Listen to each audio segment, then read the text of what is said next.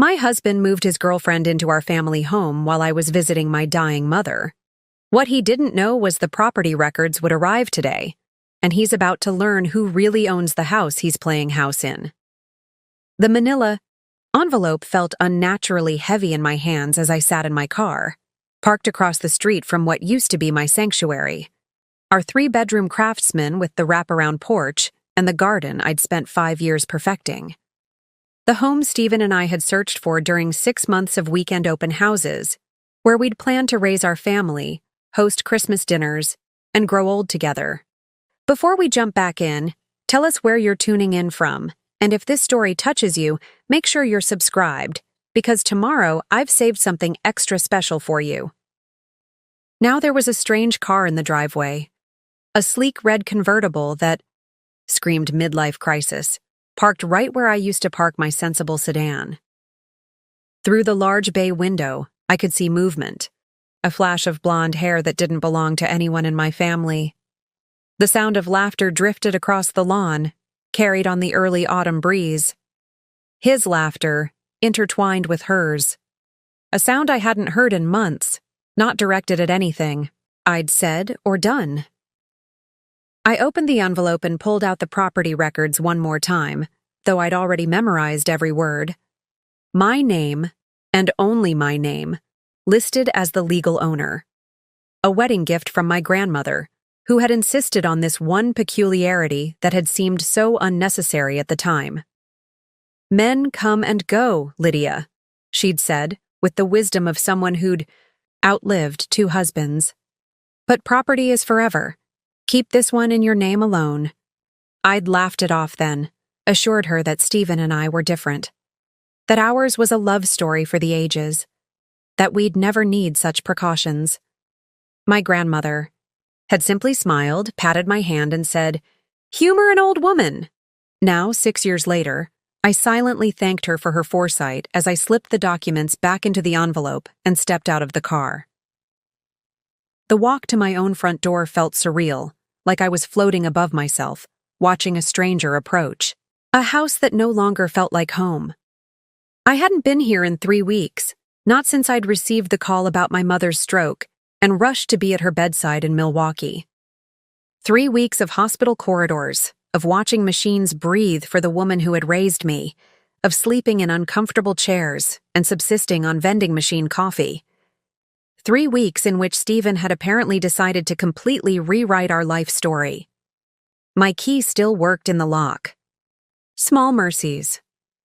I pushed open the door and stepped into the entryway, my heels clicking against the hardwood floors I'd selected, and Stephen had installed over a long holiday weekend 3 summers ago. The laughter stopped abruptly.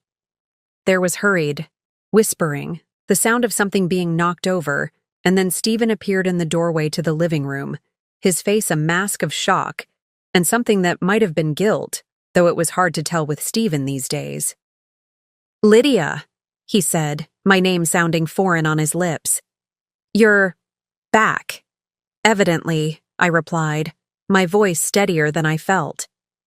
"My mother died yesterday morning." A flicker of something, perhaps genuine sympathy, crossed his face before it was replaced by the careful neutrality he'd perfected in recent months. "I'm sorry to hear that," he said, and for a moment, he almost sounded like the man I'd married. Then his eyes darted nervously toward the living room, and the moment was gone. "I wasn't expecting you back so soon."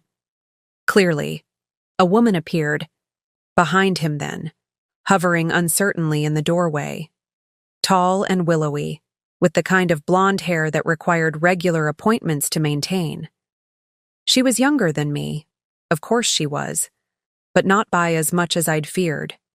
She wore yoga pants and one of Stephen's college sweatshirts, the faded blue one I used to steal on lazy Sunday mornings.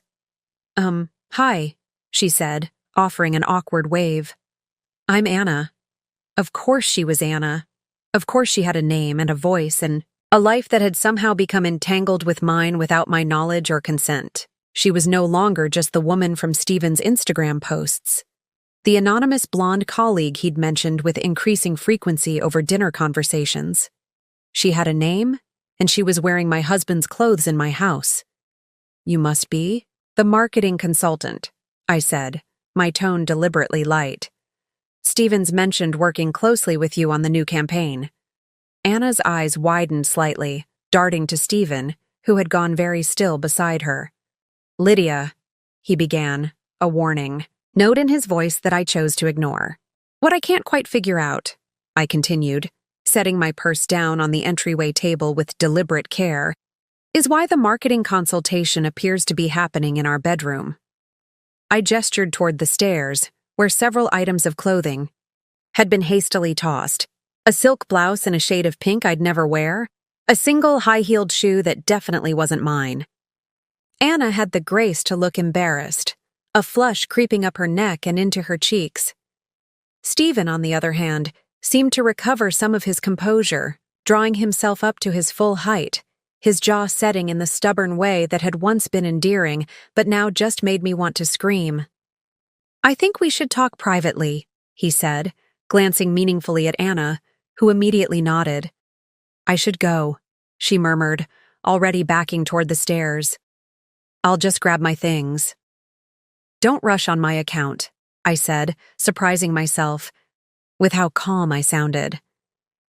After all, I'm the unexpected guest here, aren't I? Stephen's eyes narrowed. This isn't like you, Lydia. You don't do confrontation. And he was right. The old Lydia, the Lydia who had existed 3 weeks ago, before her mother's stroke, before finding her husband playing house with another woman, that Lydia had avoided conflict at all costs. She had swallowed her disappointments, rationalized Stephen's increasingly late nights at the office, and ignored the growing distance between them. But that Lydia had sat by her mother's hospital bed for 21 days, watching the strongest woman she knew fight for every breath, only to lose the battle in the end. That Lydia had held her mother's hand as it grew cold, promised to live more boldly, to stop accepting scraps of happiness. That Lydia was gone, replaced by someone even I didn't fully recognize yet. People change, I said simply. Anna reappeared, clutching a small overnight bag, her face still flushed with embarrassment. I'll call you later, she murmured to Stephen, not quite meeting his eyes. Neither of us moved as she sidled past me and out the front door, the soft click of its closing somehow more final than a slam would have been. Stephen ran a hand through his hair, a nervous gesture I'd once found endearing, and sighed heavily. This isn't how I wanted you to find out. I almost laughed. And how exactly did you plan for me to discover that you'd moved your girlfriend into our home? A text message, a cheerful note on the refrigerator. It's not like that, he insisted, though we both knew it was exactly like that. Anna and it just happened. I wasn't looking for this. They never are, I replied, echoing my grandmother's words from long ago. And yet somehow it always manages to just happen. Especially when wives are conveniently out of town. Stephen's expression hardened. Your mother's illness was hardly convenient, Lydia. But you've been gone for weeks. You barely called. What did you expect? The audacity of his question momentarily robbed me of speech. I stared at him, this stranger wearing my husband's face, and wondered how I had missed the transformation. When had the man who had held me through my father's funeral, who had once driven 4 hours to bring me my favorite soup when I was sick with the flu, become someone who could blame me for his infidelity because I was caring for my dying mother? I expected basic human decency, I finally managed, my voice barely above a whisper. I expected the vows we made to mean something. I expected you to be the man I thought I married. He had the grace to look away, his gaze fixing on some point beyond my shoulder. People change, he said, throwing my own words back at me. We've been growing apart for years, Lydia. You just haven't wanted to see it. Perhaps there was some truth to that. Perhaps I had ignored the warning signs, made excuses for his emotional absence, convinced myself that every marriage went through rough patches, but that didn't justify what he'd done. So your solution was to move your girlfriend into our home while I was sitting vigil at my mother's deathbed? I asked, my voice rising despite my efforts to keep it steady. Preparing and narrating this story took us a lot of time, so if you are enjoying it, subscribe to our channel. It means a lot to us. Now back to the story. That's your idea of addressing marital problems? Stephen's jaw tightened. It wasn't planned. Her lease ended and it seemed convenient, I finished for him. How wonderfully convenient for both of you. I want a divorce, he said abruptly, the words hanging in the air between us like a physical thing. I was going to tell you when you got back. Anna isn't just some fling, Lydia. We're serious about each other. I should have been devastated. Some distant part of me recognized that this moment, my husband declaring his love for another woman in the home we had built together, should have broken me. But instead, I felt an odd sense of calm, almost relief. The uncertainty was gone. The pretense was over. I reached into my purse and pulled out the manila envelope. As it happens, I said, I have some paperwork of my own to discuss. Stephen eyed the envelope warily. What's that? Property records, I replied, holding them, out to him. My grandmother's wedding gift to me. Not to us, as it turns out. To me, alone. He took the envelope with visible reluctance, his brow furrowing as he scanned the documents inside. I watched the realization dawn on his face, his expression shifting from confusion to disbelief. This house is in your name, he said slowly. Just your name? Yes. But we bought it together. I helped with the down payment. You contributed to the down payment, I corrected him.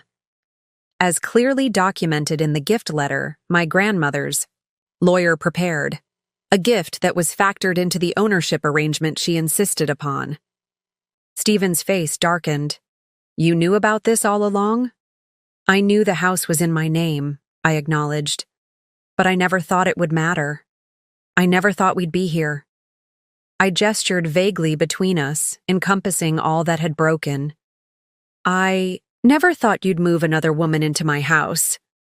Our house, he insisted, but the words sounded hollow even to him, I could tell. No, Stephen, I said quietly. My house. And I'd like you to leave? Stephen stared at me, his expression a mixture of anger and disbelief. This wasn't how he had expected this confrontation to go.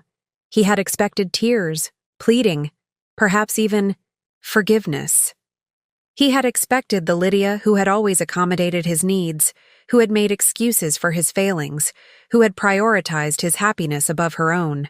That Lydia was gone. You can't just kick me out, he said, his voice rising. I have rights. I'm your husband. For now, I agreed. But the property laws are quite clear on this point. I've spoken with a lawyer. This was a lie. I had done no such thing. But Stephen didn't need to know that. Not yet. When? He demanded. When did you have time to speak with a lawyer while your mother was dying? I made time, I said simply. Just like you made time for Anna while I was gone. Stephen's face cycled through a series of emotions, shock, anger, calculation, and finally, a forced calm that I recognized from our most heated arguments. It was the expression he wore when he thought he could reason his way out of a situation. You're upset, he said, his voice deliberately gentle. And you have every right to be. Finding out about Anna this way, I handled it badly. But we need to talk about this rationally. I'm being perfectly rational, I replied, moving past him toward the kitchen. I needed water, needed to ground. Myself in the mundane act of opening my own refrigerator, using my own glass. Small rituals to remind myself that this was still my home, despite the alien presence that had invaded it. I noticed immediately that things had been rearranged. My organized refrigerator now contained unfamiliar yogurt brands, a carton of almond milk, which Stephen had always claimed to hate, and several meal prep containers labeled in flowing handwriting that wasn't mine. In my absence, Anna had made herself comfortable in more ways than one. 3 weeks, I murmured. taking in the evidence of how thoroughly another woman had inserted herself into my life in such a short time.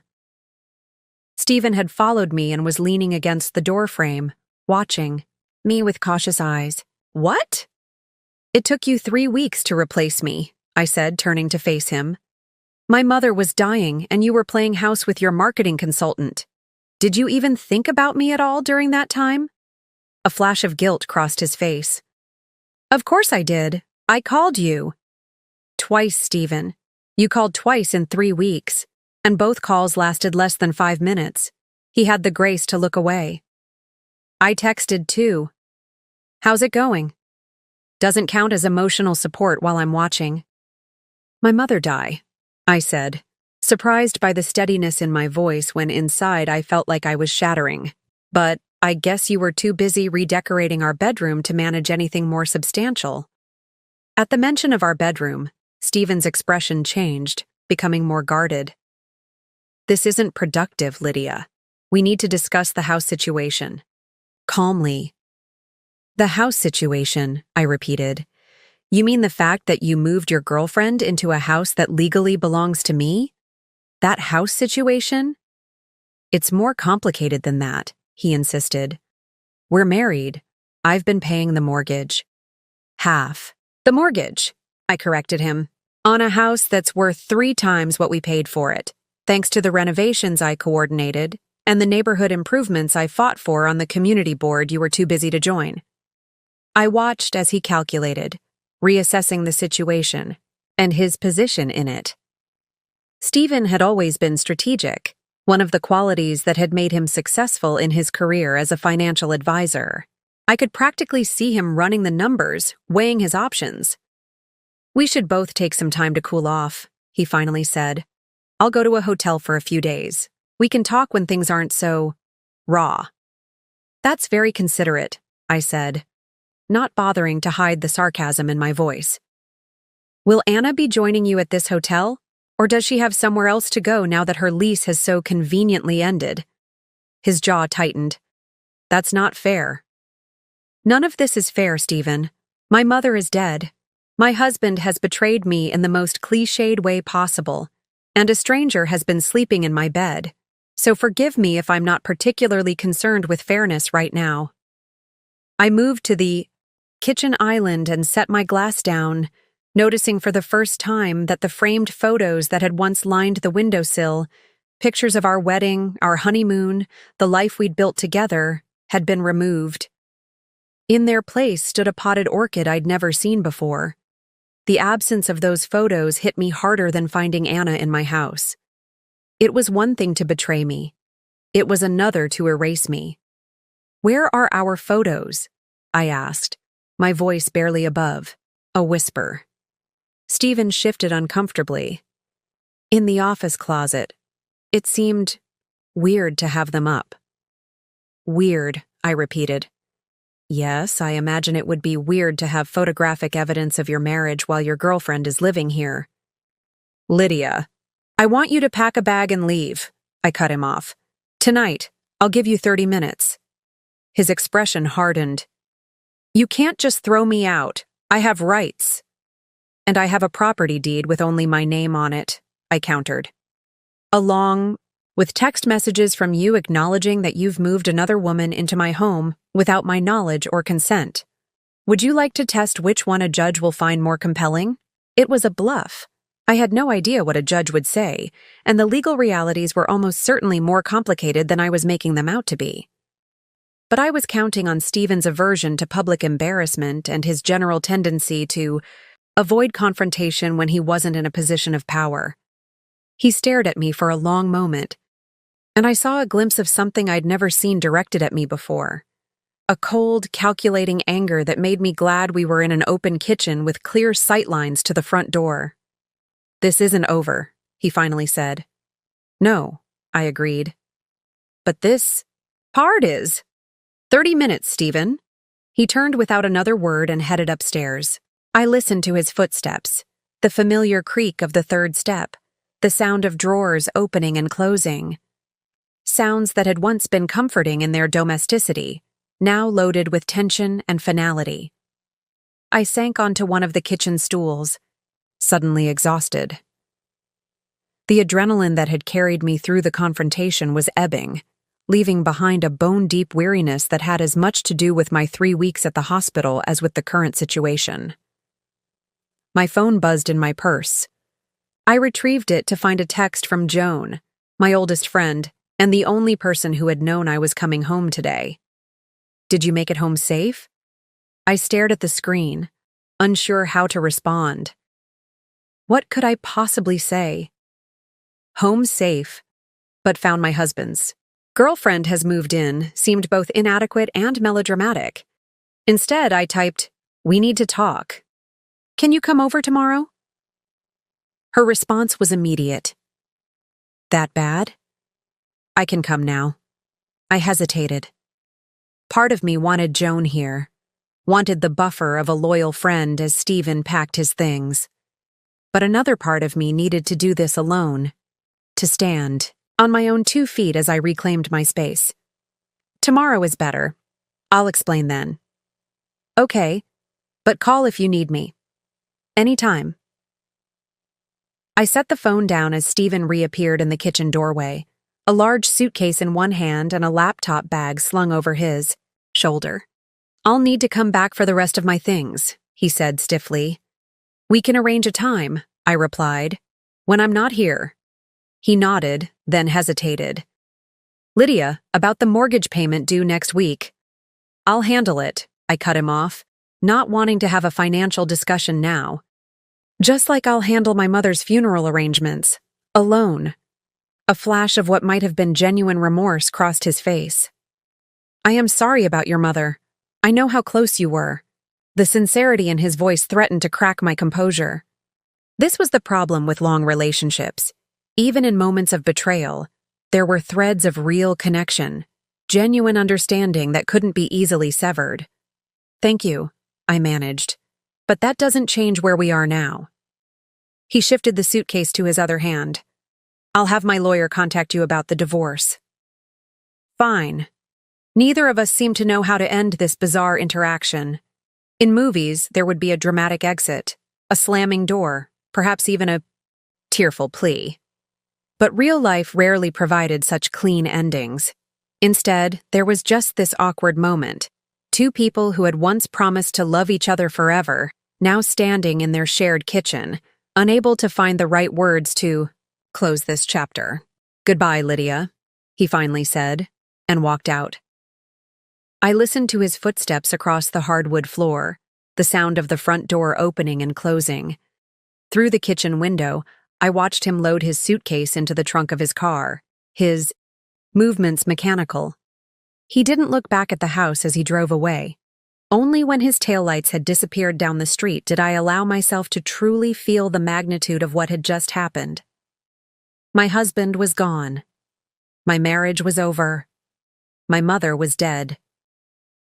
And I was alone in a house that no longer felt like home, surrounded by evidence of another woman's brief tenancy. The tears came then, not the delicate, dignified weeping of a wronged wife in a movie, but ugly, gut-wrenching sobs that bent me double over the kitchen island. I cried for my mother, for the marriage I'd thought I had, for the future I'd planned and lost. I cried until my throat was raw and my eyes were swollen, until there seemed to be no tears left in my body. When the storm of grief finally passed, I straightened up, wiped my face, and took a deep breath. Then I went to the sink, filled a bucket with hot, soapy water, found rubber gloves under the sink, and began to clean. I stripped the sheets from our bed, my bed now, and stuffed them into the washing machine. I scrubbed the bathroom, erasing every trace of the woman who had briefly occupied my space. I returned the photos to the kitchen windowsill, reclaiming my history. It was nearly midnight when I finally collapsed onto the freshly made bed, physically exhausted, but mentally alert. Tomorrow would bring new challenges, calls to lawyers, conversations with friends, the bleak business of arranging my mother's funeral. But tonight, I had reclaimed my home. It was a small victory, but right now, I would take whatever wins I could get. As I drifted toward sleep, one thought crystallized in my mind. This was just the beginning. Stephen thought he had the upper hand because he'd chosen to leave, because he'd been the one to say the word divorce first. But he had underestimated me, just as he had underestimated the legal protections my grandmother had put in place years ago. He would regret that mistake. I would make sure of it. Morning arrived with harsh clarity, sunlight streaming through curtains I hadn't bothered to close the night before. For a blissful moment between sleep and wakefulness, I forgot everything: my mother's death, Stephen's betrayal, the collapse of my marriage. Then reality crashed back, and I lay still, letting the weight of it settle over me like a heavy blanket. My phone buzzed on the nightstand, a text from Joan. "Coming over at 10 with coffee and bagels. No is not an option." I smiled weakly. Joan had been my friend since college, the person who'd stood beside me through every major life event, including my wedding to Stephen. She'd never particularly liked him, a fact she'd diplomatically kept to herself except for one drunken confession during my bachelorette party. "He's too polished," she'd said, her words slightly slurred, like he's always performing. I had dismissed her concerns as typical pre-wedding jitters by proxy. Now I wondered if she'd seen something in him that I'd been too blinded by love to recognize. I dragged myself out of bed and into the shower, letting the hot water wash away the tear stains and exhaustion. By the time Joan arrived, promptly at 10, I had managed to dress and even apply minimal makeup, a small act of defiance against the chaos of my life. "Holy shit," Joan said by way of greeting when I opened the door. She thrust a cardboard tray of coffee cups into my hands and pulled me into a fierce hug. "You look like hell warmed over, but at least you're upright." "Thanks for the assessment," I replied, but found myself leaning into her embrace, drawing strength from the familiar scent of her perfume and the solid warmth of her friendship. Inside, Joan moved through my kitchen with practiced ease, arranging bagels on a plate, finding cream cheese in the fridge, thankfully one item Anna hadn't replaced with her organic alternatives. She didn't ask questions right away, giving me space to gather my thoughts as we settled at the kitchen island with our breakfast. "So," she finally said, after I'd taken a few bites and several sips of coffee, "what happened? And why didn't you tell me you were coming home yesterday?" I took a deep breath and told her everything. Finding Anna in my house, the confrontation with Stephen, the property records, kicking him out. Joan listened without interrupting, though her expressions cycled through shock, outrage, and fierce approval. "That absolute bastard," she said when I finished. "Moving his girlfriend in while you're with your dying mother? That's a special kind of low." I nodded, grateful for her validation. "I still can't quite believe it happened. Part of me keeps expecting to wake up and find this was all some bizarre nightmare." "Trust me, you're awake," Joan assured me. "And you handled it like a boss. I can't believe you actually kicked him out." "I had the property records," I reminded her. "Without those, I'm not sure I would have had the courage." Joan reached across the island and squeezed my hand. "Don't sell yourself short. You've been finding your backbone for a while now. Remember last Christmas when you finally told your mother-in-law to stop criticizing your cooking? The property records just gave you leverage, not courage." I smiled weakly at the memory. Stephen's mother had been appalled by my assertiveness, though Stephen had actually backed me up for once. It seemed like such a small victory now. "So what's your next move?" Joan asked, refilling our coffee cups. "I need to call a lawyer," I said, voicing the thought that had been circling my mind since Stephen had driven away. "Figure out what my rights actually are beyond the house. And I have to plan my mother's funeral. The hospital is still holding her." I trailed off, unable to say the word body. Joan nodded. "I'll help with the funeral arrangements. And I know a good divorce attorney, Kelly Reynolds. She handled my cousin's divorce last year. Absolute shark in the courtroom, but the sweetest person otherwise." I took out my phone and made a note of the name. "I'll call her today." What about your job? Joan asked gently. Do you need to extend your leave? The question jarred me. In the shock of everything that had happened, I'd barely thought about my position as an architectural project manager at a firm downtown. I'd taken emergency family leave when my mother had her stroke, but that time was running out. I should call them, I admitted. I need at least another week to handle the funeral and everything else. Do it, Joan urged. And then call Kelly. Getting legal protection should be your priority right now. After Joan left, armed with promises that I would call if I needed anything, I followed her advice.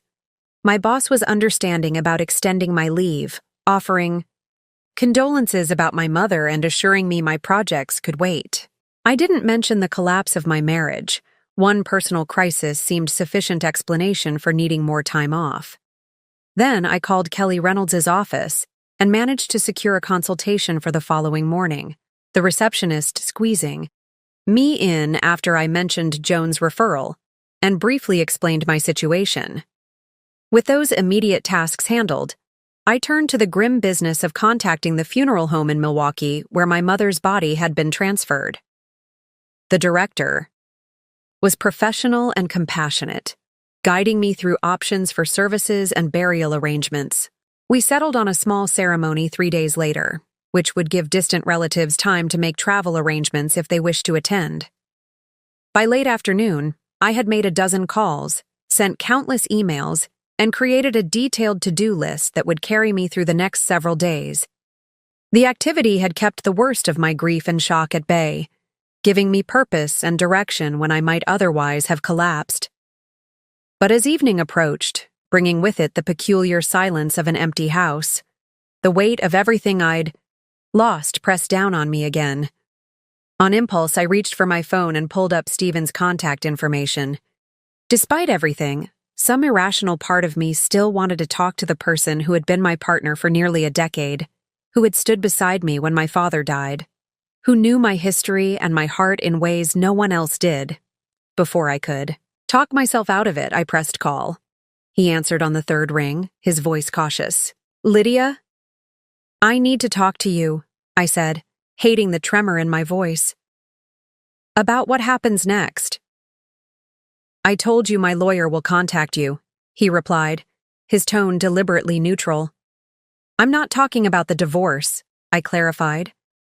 I'm talking about my mother's funeral. It's on Saturday in Milwaukee. I thought you might want to be there. The silence that followed was deafening.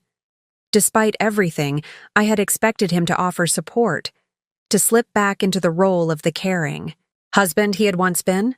It was ridiculous, I knew, given the circumstances, but grief rarely follows rational paths. I don't think that's a good idea, he finally said. Under the circumstances. The circumstances where you betrayed me while my mother was dying? I couldn't keep the bitterness from my voice. Lydia, don't do this, he sighed. We're both hurting right now. Adding more conflict won't help either of us. I'm not trying to add conflict, I insisted. I'm trying to find some way to navigate this impossible situation. My mother loved you, Stephen. She considered you her son. And I cared about her too, he said, sounding genuinely regretful. But things have changed between us. My being at the funeral would just create tension when you need to focus on saying goodbye to your mom. His reasonable tone infuriated me more than anger would have. Things haven't changed, Stephen. You changed them. You made choices that destroyed our marriage. At least have the decency to own that. I never meant to hurt you, he said, falling back on the classic line of unfaithful spouses everywhere. But you did hurt me, I replied. And now you're refusing to support me when I need it most. Another silence then. Anna and I are leaving. Town for a few days, a mini vacation we planned before I knew you'd be back so soon. The tickets are non-refundable. The revelation hit me like a physical blow. Not only was he refusing to attend my mother's funeral, but he was going on vacation with his girlfriend instead. The complete disregard for my feelings, for common decency, was breathtaking. "You're going on vacation," I repeated, my voice flat. "While I bury my mother." "Lydia, don't," I cut him off. "Don't say another word. I don't want to hear your excuses or your rationalizations. Just don't." I ended the call before he could respond, then sat motionless, staring at the wall across from me. Whatever foolish hope I'd harbored that there might be some path to reconciliation, some way to salvage even a shred of the relationship we'd once had, evaporated in that moment. Stephen wasn't just moving on. He had already moved on long before I'd discovered his betrayal. And I was utterly, completely alone in facing the days ahead. The realization should have devastated me. Instead, it solidified something in my core, a determination that had been forming since I'd first seen Anna in my house. If Stephen could discard a decade of marriage so easily, if he could abandon me during the most painful experience of my life, then I owed him nothing. Not consideration, not kindness, and certainly not forgiveness. I picked up my phone again and called Joan. "I need that lawyer's home number," I said when she answered. "I can't wait until tomorrow." The day of my mother's funeral dawned gray and drizzly, the Milwaukee sky weeping the tears I was too numb to shed. I stood in the small chapel attached to the funeral home, greeting distant relatives and my mother's colleagues with mechanical politeness, accepting hugs and condolences with a detached smile that never reached my eyes. Joan had driven up with me the day before, handling all the logistics I couldn't manage, arranging the modest flower display my mother would have preferred, coordinating with the minister, making sure the memorial pamphlets were printed correctly. Now she stood beside me, a silent pillar of support, squeezing my elbow gently whenever my composure threatened to crack. "Your mother would be proud of you," she whispered, as we took our seats for the service. "You're handling this with such grace." But grace was the last thing I felt as I sat through the eulogies and prayers. Inside, I was a hurricane of rage and grief, fury at Stephen's absence mingling with the raw pain of my mother's loss until I could barely distinguish between the two.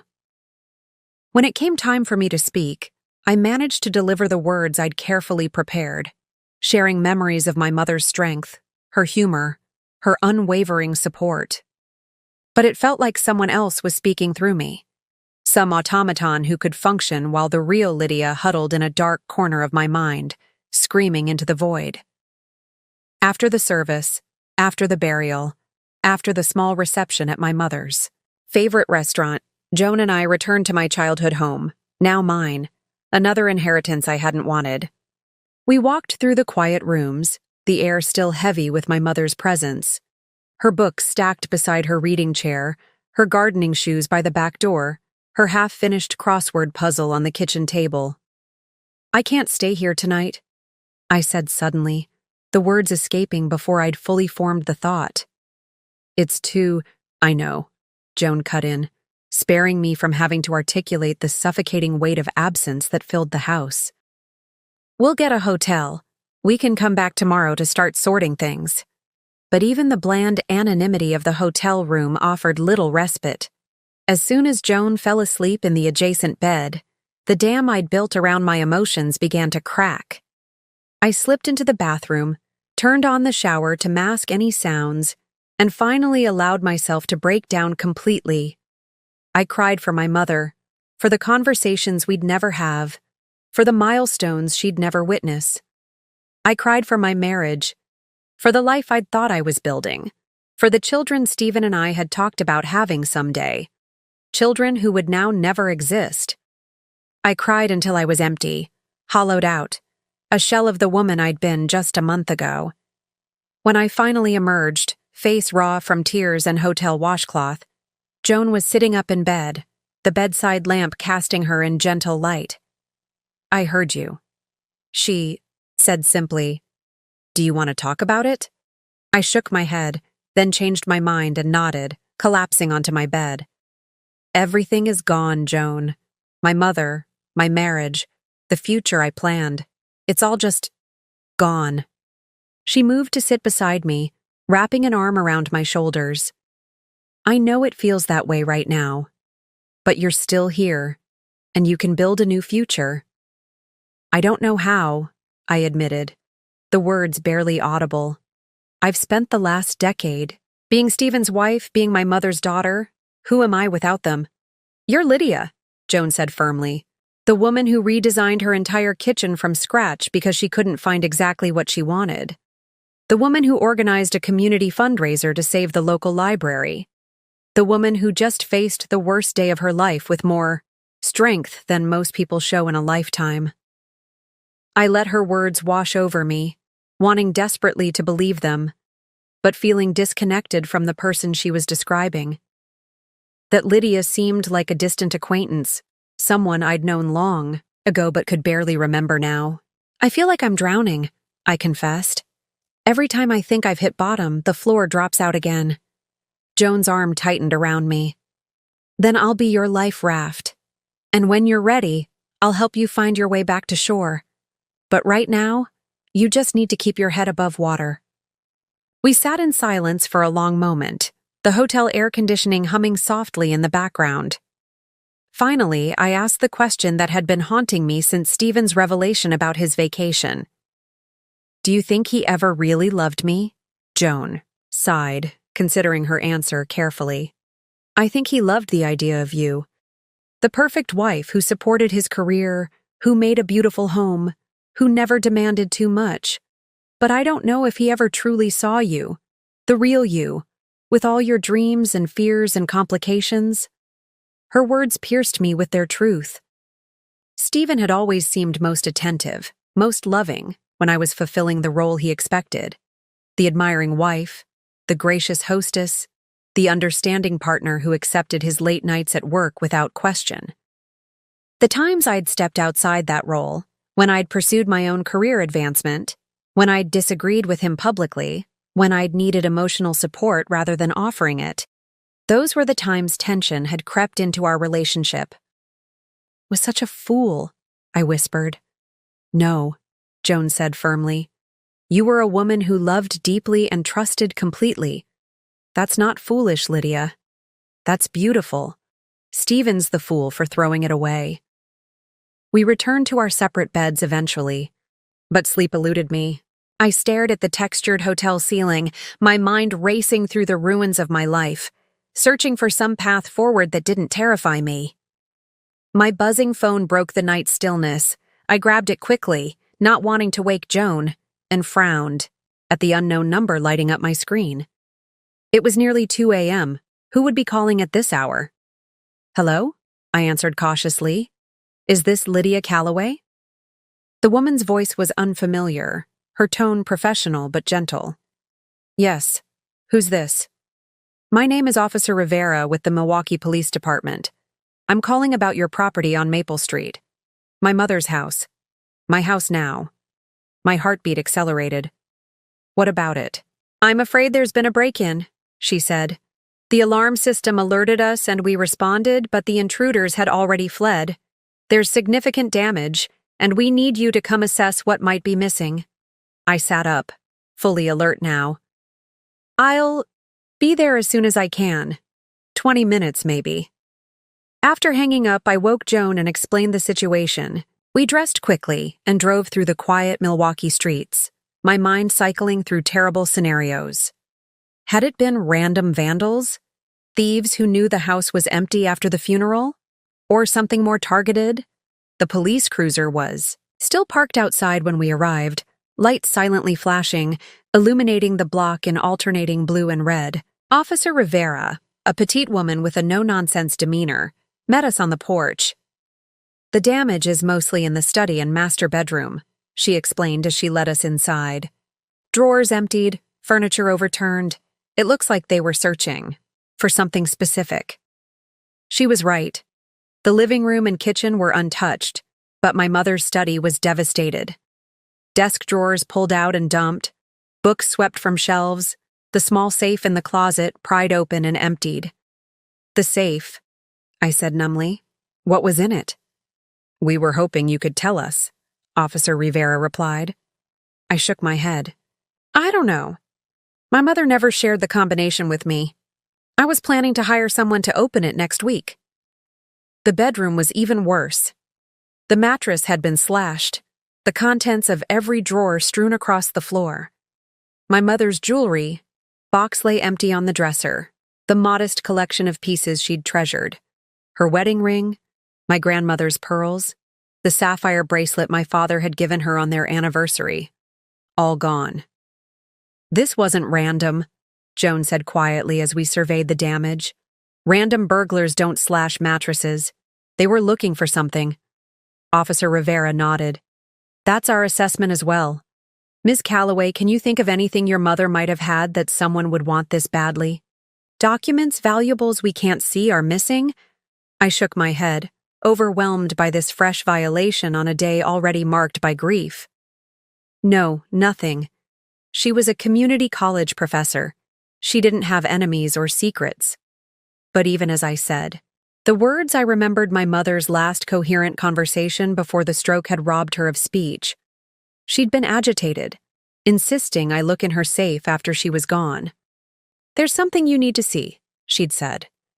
Something about Stephen. I'd assumed it was delirium, her mind confusing past and present.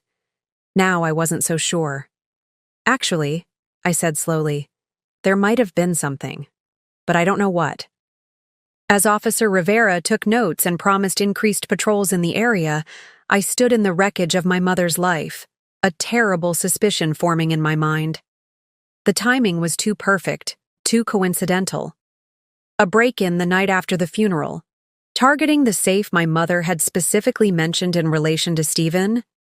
Do you think? Joan began once we were alone, clearly following the same trail of thought. I don't know what to think anymore, I cut her off, unwilling to voice the accusation forming in my mind.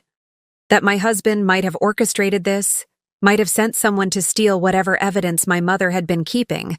It was too painful, too outrageous to consider. And yet, as I looked around at the calculated destruction, the targeted search, I couldn't dismiss the possibility. The Stephen I thought I knew would never do such a thing. But then, the Stephen I thought I knew wouldn't have moved his girlfriend into our home while I sat by my mother's deathbed. I didn't know my husband at all. And that realization, more than the break-in, more than even my mother's death, made me feel truly, devastatingly alone. After the police finished documenting the break-in, Joan and I retreated to a 24-hour diner nearby, neither of us willing to stay in the violated space of my mother's home. We sat in a booth by the window, warming our hands on ceramic mugs of mediocre coffee as dawn slowly brightened the sky outside. Itaw. Should call Kelly, Joan said, breaking the exhausted silence that had settled between us. Tell her about the break-in. She needs to know what's happening. I nodded, too drained to argue. Kelly Reynolds, the divorce attorney I'd consulted before leaving for Milwaukee, had already impressed me with her sharp mind and strategic thinking. She'd advised me to document everything, to communicate with Stephen only in writing when possible, and to prepare for what she called guerrilla warfare in the divorce proceedings. He's already shown he doesn't respect boundaries, she'd told me during our meeting. Men like that rarely play fair when their control is threatened. At the time, I'd thought she was being overly dramatic, projecting past clients' experiences onto my situation. Now, staring at my distorted reflection in the diner window, I wondered if she'd understood Stephen better after one conversation than I had after a decade of marriage. I'll call her when it's a reasonable hour, I promised. But I need to figure out what was in that safe first. Joan frowned. How? It was cleaned out. Not everything requires physical evidence, I said, an idea forming. My mother may have been secretive, but she was also methodical. If she knew something about Stephen, she would have documented it. And you think you know where to look? I nodded. Her backup drive. She kept everything on it. Research, photos, personal documents. She was paranoid about losing her work, so she updated it religiously. I managed a weak smile. Who knew her digital hoarding might actually come in? Handy? Where is it? Joan asked. In her office at the college. She kept it in her desk drawer. We can go there today. We made plans to visit the campus after getting a few hours of sleep, then return to the hotel. But despite my exhaustion, rest eluded me. I lay awake, staring at the ceiling, my mind racing with questions. What had my mother discovered about Stephen? Was it connected to his betrayal, or something else entirely? And was he desperate enough to orchestrate a break-in to keep it hidden? By 9 o'clock, I gave up on sleep and headed for the shower. Joan joined me for a quick breakfast, and then we drove to Milwaukee Community College, where my mother had taught English literature for over 20 years. The English department chair, Dr. Warren, met us in the lobby. A tall man with kind eyes and a bow tie. He'd spoken at the funeral about my mother's dedication to her students and her brilliant analytical mind. Lydia, my dear, he said, enfolding me in a gentle hug. I'm so very sorry about what happened at the house. What a terrible thing to experience on top of everything else. News traveled fast in small academic circles, apparently. Thank you, I said. I was hoping I could collect some of my mother's personal items from her office, specifically her external hard drive. Of course, he assured me, leading us through the maze of hallways to the English department. We haven't touched anything yet. I told the administration you'd need time to go through her things before we cleared the office for the next professor. My mother's office was exactly as she'd left it 3 weeks ago when she'd suffered the stroke during office hours. Books lined every available surface. Post-it notes marked passages and texts she was reviewing, and student papers were stacked neatly in her inbox. Her presence was so palpable that for a moment, I half expected her to walk through the door, reading glasses perched on her nose, asking what I was doing there. I'll leave you to it, Dr. Warren said gently. Take all the time you need. And Lydia, your mother was immensely proud of you. She talked about you constantly. The simple statement hit me like a physical blow. I'd known my mother loved me, of course.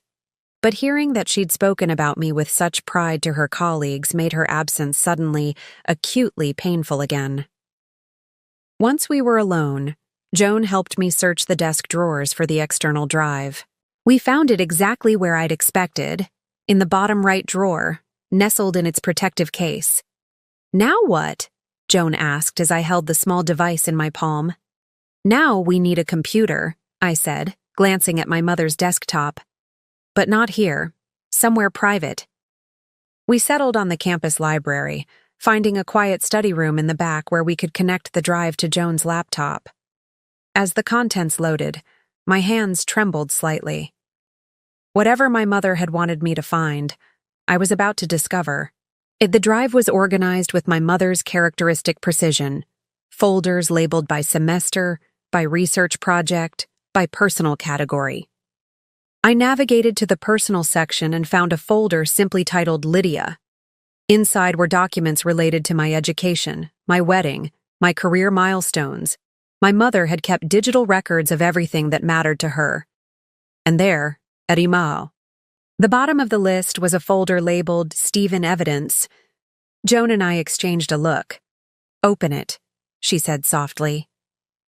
Inside were dozens of files, meticulously organized and dated. Financial records, screenshots of bank statements, photographs, email printouts. With growing disbelief, I clicked through document after document. The picture they painted becoming clearer and more disturbing with each new revelation. Oh my God, Joan whispered, reading over my shoulder. He's been embezzling from his clients. It was all there. Records of money moved from client accounts to offshore holdings, falsified investment reports, evidence of a long-running scheme that had apparently funded the lifestyle I'd thought was supported by his legitimate income as a financial advisor. But that wasn't the worst of it. There were also photographs, Stephen with Anna, dating back more than 2 years. Images of them entering hotels, dining at restaurants, even vacationing together in locations Stephen had claimed to be visiting for business conferences. She wasn't. "Just some recent fling," I said numbly. "They've been together for years. Our entire marriage." The final folder contained something even more devastating. A birth certificate for a child, dated 18 months ago. Mother: Anna Marshall. Father: Stephen Calloway. "He has a child with her," I whispered, the world tilting beneath me. A baby. All this time. The implications crashed over me in waves. Stephen hadn't just betrayed me with an affair. He'd built an entire parallel life with Anna. They had a child together, a fact he'd hidden while still sharing my bed, while still discussing having children with me someday. "I'm so sorry, Lydia," Joan said, her voice thick with anger and compassion. "This is beyond betrayal. There aren't even words for what this is." I sat back in the chair, struggling to process the magnitude of the deception. Every anniversary dinner, every weekend trip, every intimate moment we'd shared over the past 2 years, all of it had been a lie. While I'd been planning our future, Stephen had already created one with someone else. That's why he was so desperate. To get whatever was in my mother's safe, I said, the pieces finally clicking into place. She must have been investigating him, gathering evidence, but how did she know? How did she figure it out when I had no idea? "Your mother was brilliant," Joan reminded me. "And she was looking out for you. She always had." A new file caught my eye, a text document simply titled, "For Lydia." I clicked it open with trembling fingers and found a letter from my mother, dated just weeks before her stroke. "My dearest Lydia, if you're reading this, I'm either gone or have finally found the courage to show you the truth. I've spent months debating whether to share what I've discovered, not wanting to cause you pain, but I've come to believe that living in ignorance is ultimately more harmful than facing difficult truths. It began with a chance encounter. I saw Stephen with a woman at a restaurant in Chicago when he was supposedly at a conference in New York. My first instinct was to confront him, but something held me back. Instead, I started paying attention, asking questions, following trails that led to the evidence I've compiled here. What you do with this information is, of course, entirely your decision. I know you love Stephen, and I know how devastating this revelation will be. But you deserve to make choices based on reality, not illusion, no matter how painful that reality might be. You are stronger than you know, my darling girl. Whatever path you choose, remember that strength. Remember that you are your mother's daughter, and we do not break easily. All my love." Mom tears blurred my vision as I read her final words to me.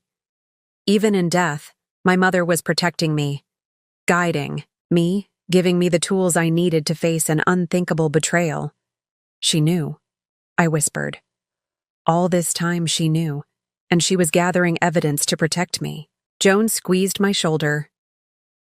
"What are you going to do?" I stared at the screen, at the evidence of years of deception spread before me. The numbness that had enveloped me since the funeral was receding, replaced by something harder, colder, and infinitely more focused. "I'm going to make copies of everything," I said, my voice steadier than I'd expected. "Then I'm going to call Kelly, and then—" I took a deep breath, feeling something shift within me, some fundamental transformation, taking root. "Then I'm going to make Stephen wish he'd never betrayed either of us." Kelly Reynolds' office occupied the entire top floor of a historic building in downtown Milwaukee, with floor-to-ceiling windows overlooking the river. The receptionist, a young man with impeccable fashion sense, led us through the glass doors, emblazoned with Reynolds Family Law, and into a conference room where Kelly was waiting. She rose to greet us, her tailored charcoal suit and sleek bob projecting exactly the kind of polished competence I needed. At 40-something, Kelly had the confident bearing of a woman who had faced down countless adversaries and emerged victorious. "I'm sorry about your mother," she said, her handshake firm. "And about the break-in. Quite a coincidence, wouldn't you say? I appreciated that she didn't pretend it was anything else. Not a coincidence at all, I replied, setting my laptop on the conference table. And I have proof. Over the next hour, Joan and I walked Kelly through the contents of my mother's external drive, the financial records documenting Stephen's embezzlement, the evidence of his long-standing affair with Anna, and most damning of all, the birth certificate, confirming they had a child together. Kelly took meticulous notes, occasionally asking clarifying questions, but mostly listening with an expression of growing calculation. I could almost see the strategic wheels turning behind her sharp eyes. "This changes everything," she said when we finished. "Your divorce just went from standard to significantly complex and potentially very advantageous for you." "What do you mean?" I asked. "Financial fraud during a marriage creates enormous leverage," Kelly explained, "especially when it's paired with evidence that someone has intentionally hidden assets, which your husband has clearly done. The courts take a very dim view of that behavior." "So what's our next step?" Joan asked, leaning forward. Kelly closed her notebook and tapped her pen against it thoughtfully. "We need to secure these documents legally. Right now, they're excellent intelligence, but we need to transform them into admissible evidence." "How do we do that?" I asked. "First, we file for an emergency court order to freeze your joint assets before Stephen can move or hide them further. The evidence of embezzlement is compelling enough that a judge will likely grant it." She made a note. "Second, we get a forensic accountant to analyze these financial records and prepare expert testimony. I have someone I work with regularly who specializes in uncovering hidden assets in divorce cases." Kelly looked up at me, her expression serious. "However, we also need to consider the criminal implications. What your husband has done isn't just grounds for divorce, it's potentially criminal fraud. Are you prepared for where this might lead?" The question gave me pause. Was I ready to see Stephen potentially face criminal charges? To be responsible for sending the father of my once-planned children to prison? 6 weeks ago, the very thought would have been unimaginable. But the man I'd discovered wasn't the man I'd married. He wasn't even the man I'd thought I was divorcing just days ago. "I need to think about that aspect," I said honestly. "But I want to use everything we have to protect myself and get what I'm entitled to." Kelly nodded. "That's fair. And strategically, the threat of criminal exposure often motivates very generous settlement offers. Sometimes more than what you'd get at trial." She stood and walked to a whiteboard mounted on the conference room wall. "Let's map out exactly what we're dealing with and what resources we'll need."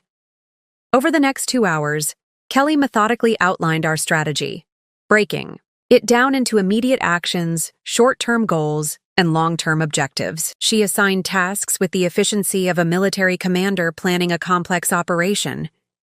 "You need a team," she explained as she wrote names and contact information on the whiteboard. "A forensic accountant to track the money trail, a private investigator to document the ongoing relationship and potentially uncover additional evidence, a financial advisor, one with no connection to Stephen, to help you understand your current position and future needs." I watched as the list grew, feeling both overwhelmed and oddly reassured. For the first time since discovering Stephen's betrayal, I felt like I had a roadmap, a way forward through the chaos. "What about the authorities?" Joan asked. "Should we report the embezzlement?" Kelly considered this. "That's Lydia's decision. But from a strategic perspective, having the evidence and decision of whether to report it creates significant leverage. Once it's reported, that leverage diminishes somewhat." She turned to me. "The other factor to consider is the impact on innocent parties, his clients who've been defrauded, for instance. There are ethical considerations beyond your divorce." Nodded, understanding the complexity of the situation. "For now, I want to focus on protecting myself and establishing my legal position. We can decide about reporting later, when I have a clearer picture of everything." "Good," Kelly said approvingly. That gives us time to assemble the strongest possible case while maintaining maximum flexibility. She checked her watch. I need to file the emergency motion to freeze assets immediately. The temporary restraining order against removing or hiding marital property as well. Do you have time to review and sign the paperwork now? Of course, I said, grateful for her urgency. While Kelly stepped out to have her assistant prepare the documents, Joan squeezed my hand. You okay? This is a lot to process. I took a deep breath, considering the question. Was I okay? My mother was dead. My husband had betrayed me in ways I was still struggling to comprehend. My life had been upended completely in less than a month. No, I admitted. I'm not okay, but I'm going to be. For the first time, I actually believed it. Kelly returned with a stack of papers requiring my signature. As I read through the legal documents detailing the freeze on our joint accounts, the formal request for financial disclosures, and the petition for exclusive use of the family home, the reality of what was happening hit me anew. This wasn't a bad dream I would wake from. It was my life now. What happens when Stephen gets served with these papers? I asked, signing the last document with a hand that trembled slightly. He'll likely contact his lawyer immediately, Kelly said. If he hasn't already retained one. Given the evidence we have, I expect they'll reach out quickly to discuss settlement options. And if they don't? Kelly's expression hardened slightly. Then we escalate. We can request an emergency hearing for temporary support and file for contempt if he attempts to circumvent the asset freeze. The judge assigned to your case will determine interim financial arrangements while the divorce proceeds. She gathered the signed documents. But understand this. Most divorce cases settle before trial, even contentious ones like yours. No one wants their dirty laundry aired in open court, especially someone with as much to hide as your husband. After finishing with Kelly, Joan and I met with the forensic accountant she'd recommended, Samuel Weiss, a former IRS investigator with a reputation for finding money others had worked hard to conceal. Financial criminals follow patterns, explained as he examined the documents I'd brought. Even sophisticated ones. Your husband's scheme is actually fairly common in the financial advisory world. Skimming from client accounts, creating false statements, using the embezzled funds to support a lifestyle beyond his legitimate means. Can you track exactly how much he's taken? I asked. Samuel nodded confidently. With these records as a starting point, absolutely. I'll need access to your joint tax returns for the past 7 years, bank statements, investment accounts, credit card statements, anything financial. Some of those are in the house in Portland, I said, realizing the logistical challenge of gathering everything while I was still in Milwaukee. I can help with that, Joan offered. I'll go back ahead of you, pack up what you need. I felt a rush of gratitude for her friendship. Are you sure? Positive, she affirmed. You focus on handling things here. I'll secure the documents. Our final meeting of the day was with Eric Daniels, the private investigator Kelly had recommended. Unlike Samuel's polished professionalism, Eric had the rumpled appearance of someone who spent more time in surveillance vehicles than offices. But his sharp eyes missed nothing, and he asked precise, thoughtful questions about Stephen's habits, routines, and potential hiding places for assets. People think private investigators just follow cheating spouses around with cameras, he said, his voice gruff from what I guessed were years of cigarettes. But in cases like yours, it's more about documentation and verification, proving what's already happened and tracking ongoing activities that might affect your case. Like whether he's continuing to move money? I suggested. Eric nodded. Exactly. Or whether he's disposing of marital assets without your knowledge. I'll coordinate with Samuel on the financial surveillance aspects. By late afternoon, my head was spinning with information, strategies, and to-do lists. Kelly had mapped out a plan for the next 3 weeks that would keep me busy with depositions, financial reviews, and preparations for the initial divorce hearing. What should I do about the house in Portland? I asked as our marathon strategy session wound down. I need to go back there eventually, With the documentation we've filed today, your husband can't legally return to the house without your permission, Kelly assured me. We've established it as your separate property, and the court will almost certainly grant you exclusive use during the divorce proceedings. She hesitated, then added, "That said, given the break-in here and the level of deception we've uncovered, it might be prudent to change the locks and install a security system if you don't already have one." The suggestion sent a chill through me. I'd been so focused on the legal and financial aspects of Stephen's betrayal that I hadn't fully considered the potential for more direct confrontations. "You think he might try to get in?" I asked. Kelly's expression was carefully neutral. "I think someone who has maintained a double life for years and potentially orchestrated a break-in is capable of further boundary violations. Better safe than sorry." As Joan and I drove back to the hotel, exhaustion finally catching up with me, I felt a strange mix of emotions. The grief over my mother was still raw, the betrayal still fresh. But beneath those painful feelings was something new, a sense of purpose, of forward momentum. "You did good today," Joan said, glancing over as she navigated through rush-hour traffic. "Your mom would be proud." I nodded, too tired for words, but sensing the truth in her statement. My mother had given me one final gift, the truth I needed to protect myself. Now it was up to me to use it wisely. That night, I slept deeply for the first time since returning to Milwaukee, dreamless and uninterrupted. When I woke the next morning, the path ahead still seemed daunting, but no longer impossible. I had a plan. I had resources. I had a team. Most importantly, I had myself, stronger, and more determined than I'd been before. Stephen had underestimated me, just as he'd underestimated my mother. That was a mistake he would soon regret.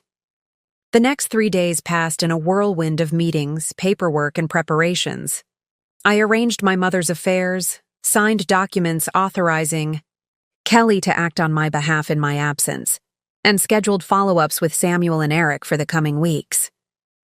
Joan had already flown back to Portland to secure the financial documents we needed and check on my house. On my final evening in Milwaukee, I returned to my mother's home, still bearing the scars of the break-in, but now cleaned up thanks to a service Kelly had recommended.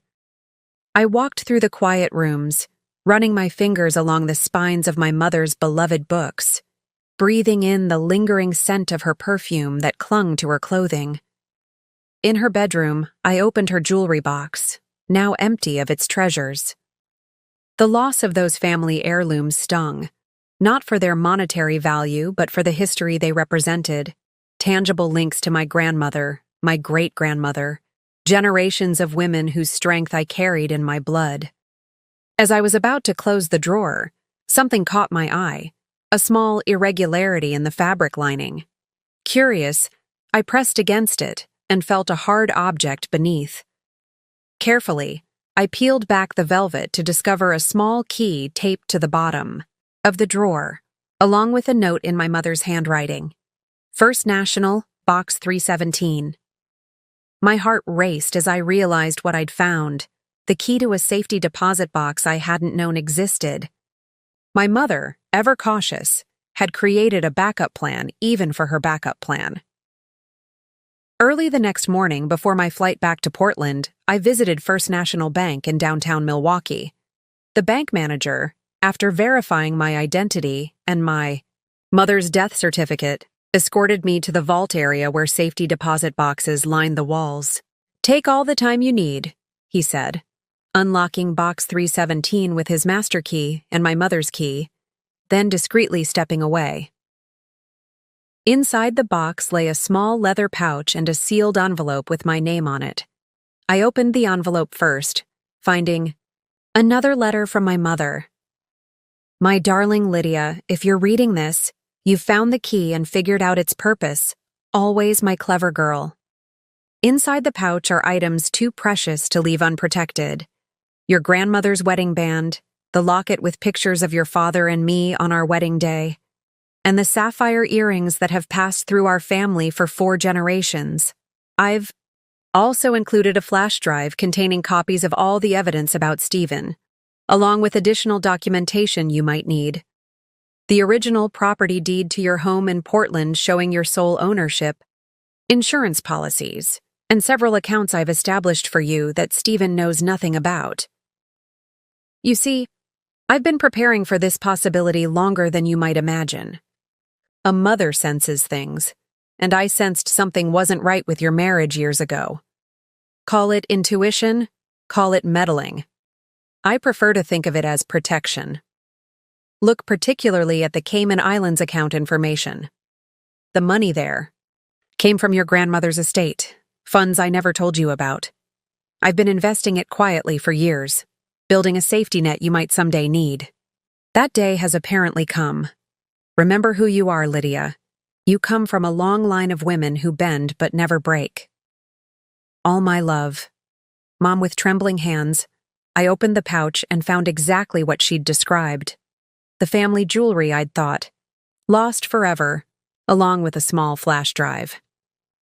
Relief washed over me, followed by a wave of gratitude for my mother's foresight. On the plane back to Portland, I reviewed the contents of the flash drive on my laptop. The Cayman account contained over $340,000, a sum that left me breathless. My mother and grandmother had created a financial safety net I'd never known about, ensuring I would never be trapped by financial dependency. Beyond the money, I discovered documentation of 3 rental properties in Milwaukee that my mother had purchased using the family funds, all producing steady income that had been reinvested over the years. Property I now owned outright. Most significantly, I found detailed records of my mother's investigation into Stephen's activities, notes on conversations with his colleagues, screenshots of social media posts that contradicted his claimed whereabouts, even recorded phone calls with financial institutions questioning discrepancies she'd identified. My mother hadn't just stumbled upon Stephen's deception. She'd methodically investigated it over years, compiling evidence with the precision of a prosecutor building a case. The scope of her efforts was staggering, and exactly what Kelly needed to strengthen our position. I arrived in Portland late that evening, emotionally and physically exhausted, but with a newfound sense of security. Joan picked me up at the airport, bubbling with excitement she could barely contain. "I found something at your house," she blurted out as soon as I got in the car. "Something big." "What is it?" I asked, thinking nothing could surprise me after the revelations in my mother's safety deposit box. "Stephen has a second phone," she explained. "It was hidden in his golf bag in the garage. I was looking for financial documents in his filing cabinet when I accidentally knocked over his clubs. The phone fell out of the side pocket." My pulse quickened. "Did you turn it on?" She nodded, a mixture of triumph and disgust on her face. "No password, if you can believe it. Arrogant bastard never thought anyone would find it. Lydia, it's full of texts between him and Anna going back 3 years. Photos, plans, everything." "Did you show it to Kelly's team?" I asked. "Better. Eric sent a tech guy who made a complete forensic copy before putting it back exactly where I found it. Stephen has no idea we have access to his secret communications." I leaned back against the headrest, processing this new development. "So now we can see their conversations in real time?" "Exactly," Joan confirmed. "Eric's team is monitoring it. And Lydia, there's more. The texts mention other bank accounts, properties in Anna's name that Stephen paid for. They've been planning this for years. How to hide assets, how to minimize what you'd get in a divorce." Instead of feeling devastated by this additional betrayal, I felt a strange sense of calm certainty. Every new revelation only confirmed what I already knew, that the man I'd married was a stranger, a carefully constructed facade hiding something rotten at the core. But now, for the first time, I had the advantage.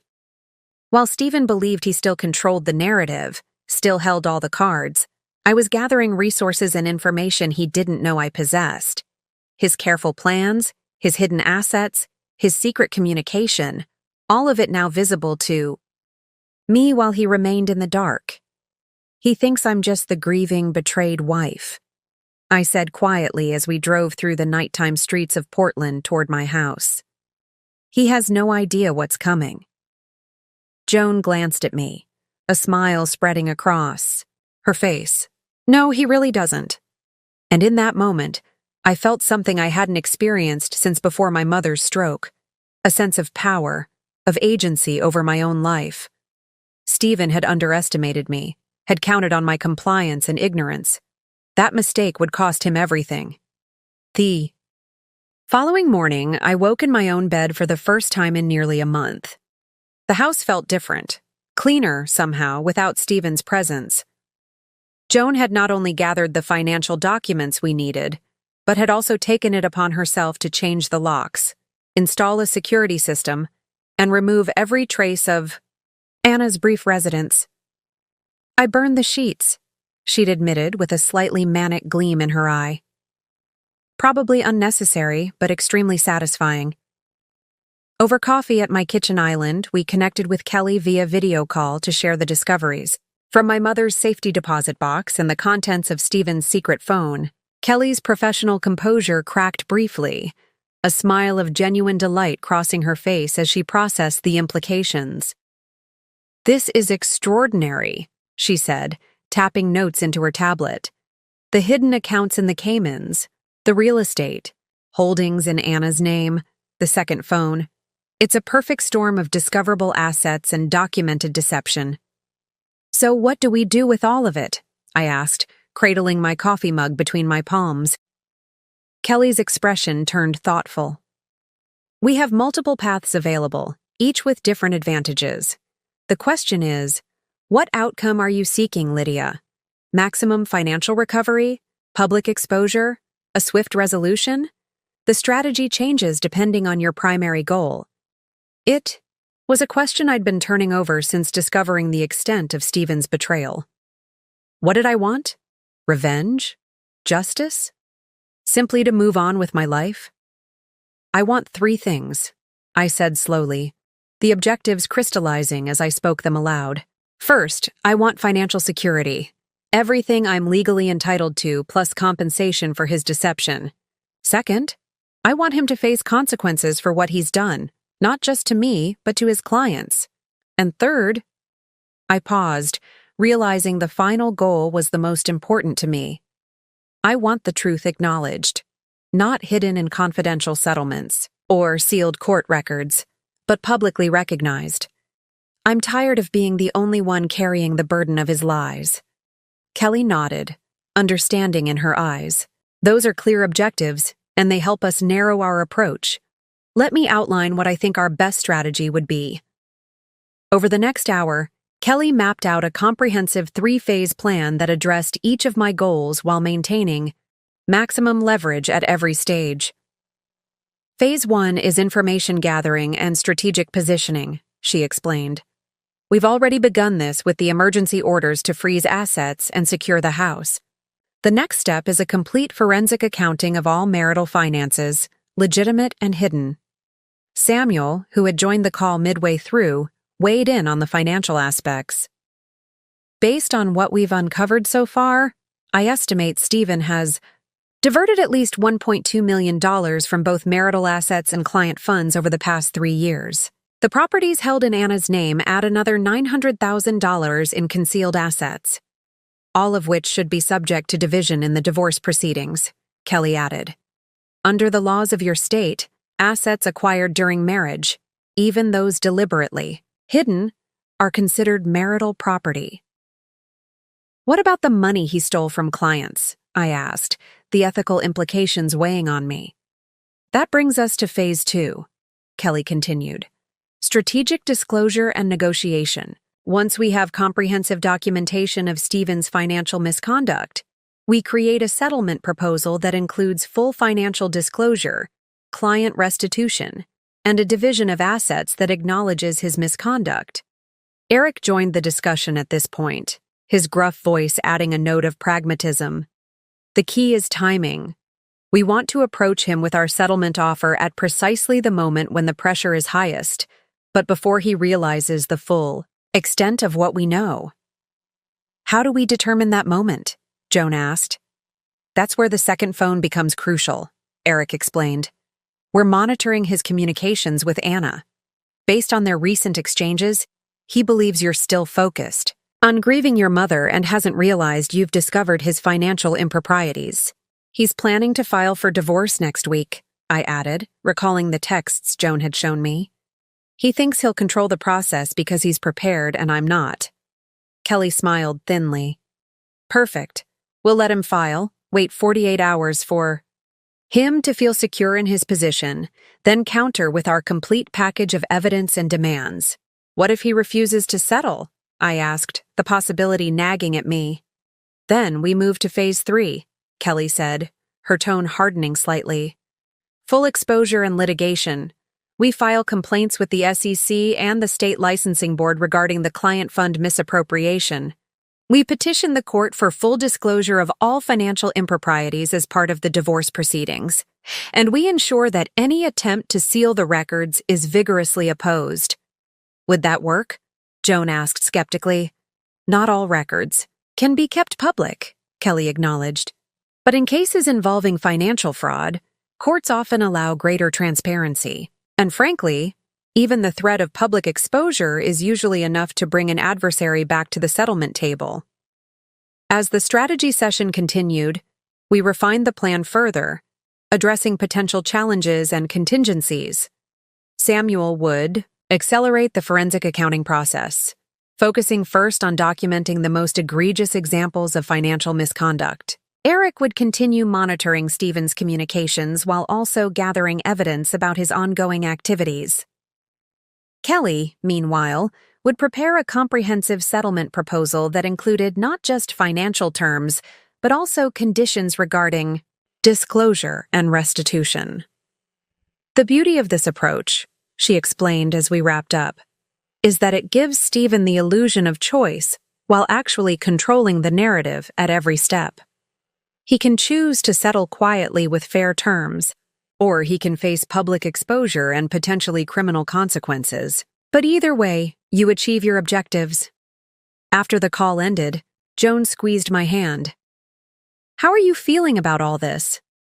I considered the question carefully. The plan Kelly had outlined was aggressive, calculated to leverage every advantage we had discovered. It would expose Stephen's deception completely, force him to make restitution, and ensure I received everything I was legally entitled to. But it would also be confrontational, potentially messy, and would require me to stand firm against someone who had once been the center of my world. I searched for the right word. Resolved. This isn't about vengeance. It's about justice and truth. Stephen made his choices repeatedly over years. Now, he needs to face the consequences of those choices. Joan nodded approvingly. That's my girl. That afternoon, I received a text from Stephen, the first direct communication since our phone call before my mother's funeral. We need to discuss divorce arrangements. My lawyer will be contacting yours. Hope we can keep this civil. The breathtaking audacity of his message, the assumption that I would simply follow his lead, that I would prioritize civility over justice after his profound betrayal, crystallized my determination. I showed Joan the text, a wry smile tugging at my lips. He still thinks I'm the same person I was before, the accommodating wife who avoids conflict at all costs. Little does he know, Joan replied with a satisfied smile. Little does he know, I agreed, feeling a strange sense of calm settle over me. The path ahead would be challenging, but for the first time since my world had shattered, I felt fully equipped to face it. Stephen had spent years weaving an intricate web of lies and manipulation. Now I would methodically dismantle it, thread by thread, until the truth stood exposed in the light, and he would never see it coming. Just as Kelly had predicted, Stephen's divorce petition arrived 3 days later. The courier who delivered it seemed almost apologetic as he handed me the thick envelope with its official court stamps. I thanked him, closed the door, and took a deep breath before opening it. The contents were exactly what we'd expected, a standard no-fault divorce filing with a settlement proposal attached that was breathtaking in its audacity. Stephen was claiming 60% of our marital assets, including half the value of the house. He now knew was solely in my name. He offered minimal spousal support for just 1 year, justified by what he called my ability to support myself through employment. Most galling of all was a personal note he'd attached. "Lydia, I hope you'll see this as fair. I'm trying to make this as painless as possible for both of us. Please don't turn this into a battle nobody wins." Steve and I scanned the documents into my laptop and sent them to Kelly with a brief message. "The wolf comes dressed as a reasonable man." Her reply was swift. Perfect timing. "Samuel completed the initial financial analysis this morning. We're ready to proceed with Phase 1, Phase E." One began that afternoon. While Stephen believed I was reviewing his divorce proposal, Kelly filed a comprehensive counter-petition with the court, documenting the fraudulent financial activities we'd uncovered and requesting emergency orders for full financial disclosure. Simultaneously, Samuel submitted a forensic accounting report identifying specific instances of fund misappropriation and asset concealment. "The beauty of filing this way," Kelly explained during our evening call, "is that Stephen won't be notified immediately. Court processing takes a few days, which gives us time to implement the next steps while he still believes he's controlling the narrative." Those next steps began the following morning. Eric's team deployed financial tracking software to monitor any unusual activity in the accounts we knew about, while also establishing surveillance on Stephen himself. Meanwhile, I began the delicate process of meeting with my bank, investment firm, and insurance company to secure my personal financial assets and ensure Stephen couldn't access them. The bank manager's expression when I explained the situation was a mixture of sympathy and alarm. "Unfortunately, we see this more often than you might think," she said, her fingers flying over her keyboard as she updated my account protections, "but rarely with this level of preparation on the customer's part. By the end of the day, I had new accounts Stephen couldn't access, updated passwords and security protocols on my existing accounts, and a direct line to the bank's fraud department if any suspicious activity occurred. I also returned to work, meeting with my boss to explain that I would need a flexible schedule for the next few weeks, as I dealt with both my mother's estate and my impending divorce. Thomas, who had known me for 7 years and had met Stephen at numerous company functions, was unexpectedly supportive. "Take whatever time you need," he said, his usual brisk manner softened by concern.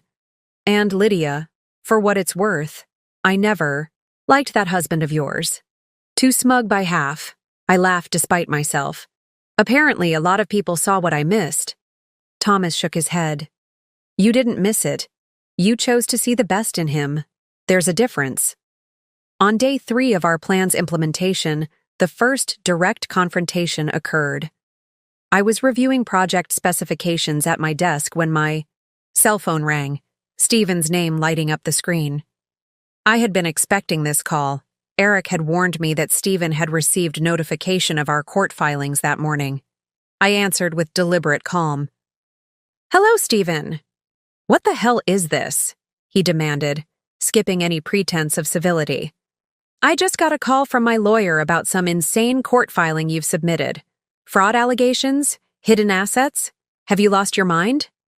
"I've found it, actually," I replied evenly, "along with quite a lot of financial evidence you probably wished stayed hidden." There was a moment of silence, then a change in his tone, the shift to the reasonable, persuasive voice he'd used countless times when trying to manage a difficult situation.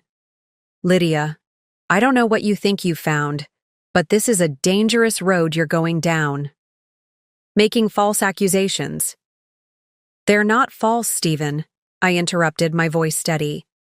"We have the offshore account records. We have the property deeds in Anna's name. We have the documented transfers from client accounts. We have all of it." Another silence, longer this time. When he spoke again, there was a new edge to his voice. concern mingled with calculation. Whatever you think you know, there are explanations. Things aren't as black and white as they might appear. We should talk about this in person, not through lawyers.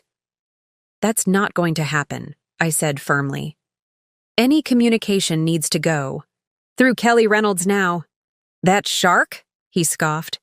She's just trying to escalate this to increase her fees. You're smarter than that, Lydia. The attempt at manipulation was so transparent it almost made me laugh.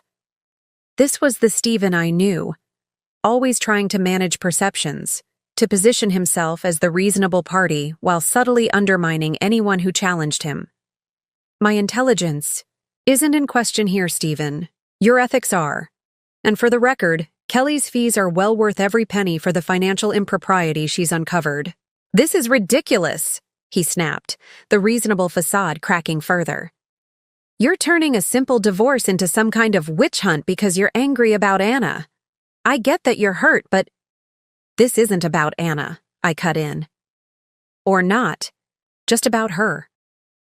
This is about years of lies, financial fraud, and betrayal. This is about the child you had with her while still married to me. The silence that followed told me everything. He hadn't known we were aware of the child. It was the one piece of information we'd deliberately held back from the initial court filing, saving it as a strategic revelation for precisely this moment. How did you, he began, then stopped himself. Whatever you think you know, we know everything, Stephen, I said quietly. Every account, every property, every lie, and we're just getting started. I ended the call before he could respond, my heart pounding, but my resolve stronger than ever. According to our plan, this confrontation would send Stephen scrambling, checking accounts, contacting Anna, trying to assess exactly how much we knew and how we'd discovered it. Let him panic, Kelly had advised. Every move he makes in response will only strengthen our position. Sure enough, within 30 minutes, Eric sent me a text. Subject: moving money between accounts. Documented. Also made 3 calls to offshore. Numbers. Surveillance continuing. Phase 1 was proceeding exactly as planned. Stephen was reacting, not strategizing, exactly where we wanted him to be. That evening, as I sat on my porch watching the sunset with a glass of wine, my phone pinged. With a message from a number I didn't recognize. This is Anna. We need to talk. I smiled into my wine glass. Phase 2 was about to begin. I stared at Anna's text message for a long moment, then forwarded it to Kelly with the question, should I respond? Her reply came quickly. Yes, but carefully. Suggest a public meeting place. Record everything. Don't. Go alone. After consulting with Kelly and Eric, I crafted a response that was deliberately neutral. I'm willing to meet. Tomorrow, 2 p.m., Riverside Cafe downtown. Anna's agreement came within minutes. Joan immediately volunteered to accompany me. But Kelly suggested someone less recognizable to Stephen would be better. We don't want him to know you're meeting if Anna tells him, she explained. And so at 1:45 the following afternoon, I found myself sitting at a corner table in the busy cafe. Eric's associate, a woman in her 30s named Melissa, who could easily blend in as a friend, seated at the next table, her phone positioned to record our conversation. Anna arrived precisely at 2, and I was struck again by how different she was from what I'd expected. In my imagination, Stephen's mistress had taken on almost mythical proportions, more beautiful, more sophisticated, more everything than me. The reality was more mundane, a woman roughly my age, attractive but not stunningly so, dressed in business. Casual attire, her expression a mixture of determination and unease. Thank you for meeting me, she said, sliding into the seat across from me. She placed her handbag on the table, angled in a way that made me immediately suspicious it contained a recording device of her own. What did you want to discuss? I asked, keeping my voice neutral. Anna glanced around, then leaned forward slightly. I think we should talk about how to resolve this situation without things getting ugly. Stephen says you're making some serious accusations. Not accusations. Facts, I corrected her. Facts supported by substantial evidence. She shifted uncomfortably. Look, I understand you're hurt. Finding out about us. The way you did was terrible. Stephen handled everything badly, and I'm sorry for my part in that. Are you sorry about moving into my house while I was with my dying mother? I asked, unable to keep a slight edge from my voice. Or just sorry I came home early and caught you? A flush crept up her neck. I deserve that. But Lydia, can I call you Lydia? This doesn't have to get messier than it already is. Whatever you think Stephen's done. I know what he's done, I interrupted. The question is how much you know. Are you aware of where the money came from for the condo in your name? Or the beach house in Oregon? Or the trust fund for your child? Her eyes widened almost imperceptibly. Confirmation that she'd been at least partially in the dark about the source of Stephen's wealth. Stephen has been very successful in his investments, she said carefully. He's built his business from nothing. I couldn't help the small, incredulous laugh that escaped me. Is that what he told you? That he built his business? Stephen joined an established firm 7 years ago. He brought no clients with him. Everything he has, he either married into or stole. Anna's expression hardened slightly. I didn't come here to listen to you disparage him. Why did you come, Anna? To convince me to drop the financial fraud claims? To protect Stephen? Or to protect yourself? She sat back, reassessing me. I could almost see her adjusting her approach, realizing I wasn't the emotional, easily manipulated woman she'd expected. I came to suggest a compromise, she finally said. One that would benefit all of us. Stephen is prepared to be generous. In the divorce settlement, if you'll withdraw the more inflammatory accusations. Generous with whose money? I asked pointedly. The funds he embezzled from his clients? The marital assets he hid from me? Or perhaps the money from selling property that isn't legally his to sell? Anna's confident facade cracked slightly. I don't know what you're implying. I'm not implying anything. I'm stating directly that Stephen has been committing financial fraud for years, and anyone who knowingly benefits from that fraud could potentially face legal consequences themselves. The color drained from her face. That's absurd. You're trying to intimidate me. No, I'm trying to make you understand the seriousness of the situation. This isn't just about a messy divorce or a husband's infidelity. This is about criminal activity that could result in prosecution. Anna's hand moved unconsciously to her stomach in a protective gesture, and I suddenly realized what I hadn't noticed. Before, she was pregnant again. How far along are you? I asked more gently.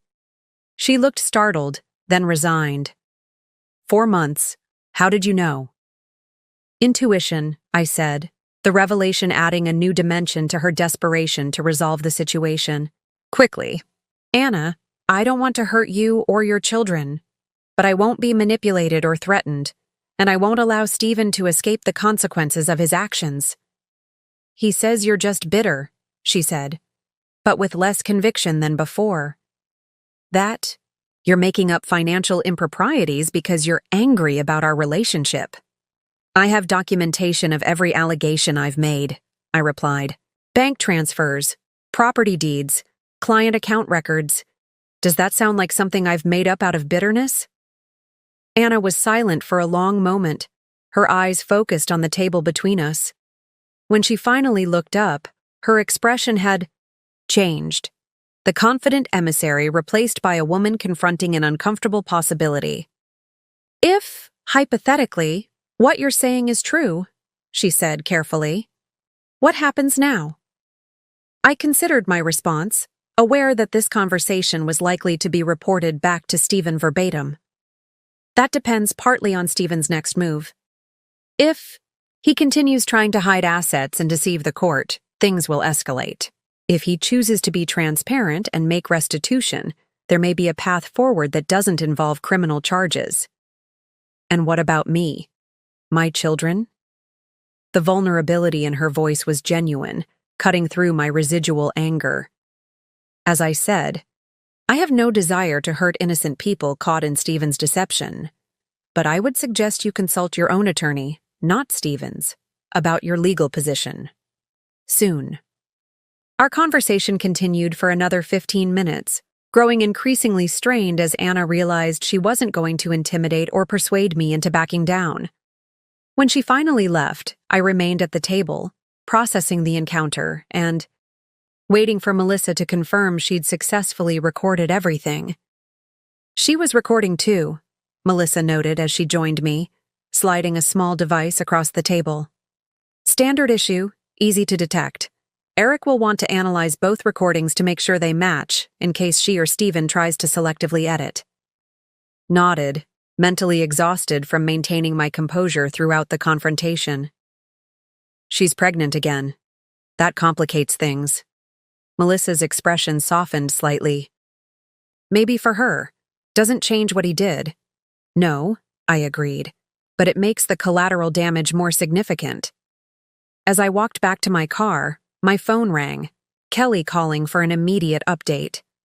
Anna was definitely sent by Stephen, I told her, describing the meeting in detail. But I think she's starting to realize she doesn't have the full picture.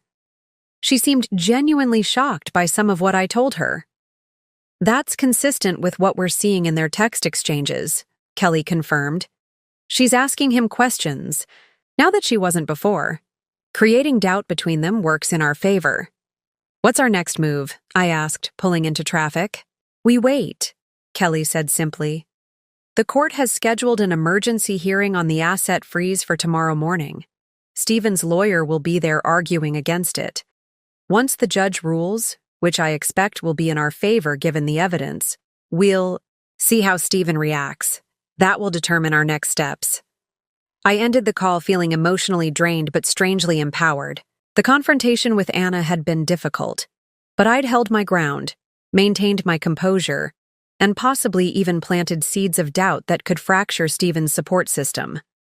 It was a small victory, but right now, I'd take whatever wins I could get. The real battle was just beginning. The courthouse loomed before me, its stone facade imposing in the morning light. I'd never been to a court hearing before, had never imagined myself as part of the legal dramas that unfolded within those walls. Yet here I was, dressed in a conservative navy suit, my mother's locket around my neck like a talisman, about to face my husband in a legal battle over the ruins of our marriage. Remember, you don't need to speak unless directly addressed by the judge, Kelly reminded me as we climbed the steps. I'll handle all the arguments. Your presence alone sends the message that you're fully engaged in this process. Inside, the courtroom was less dramatic than television had led me to expect.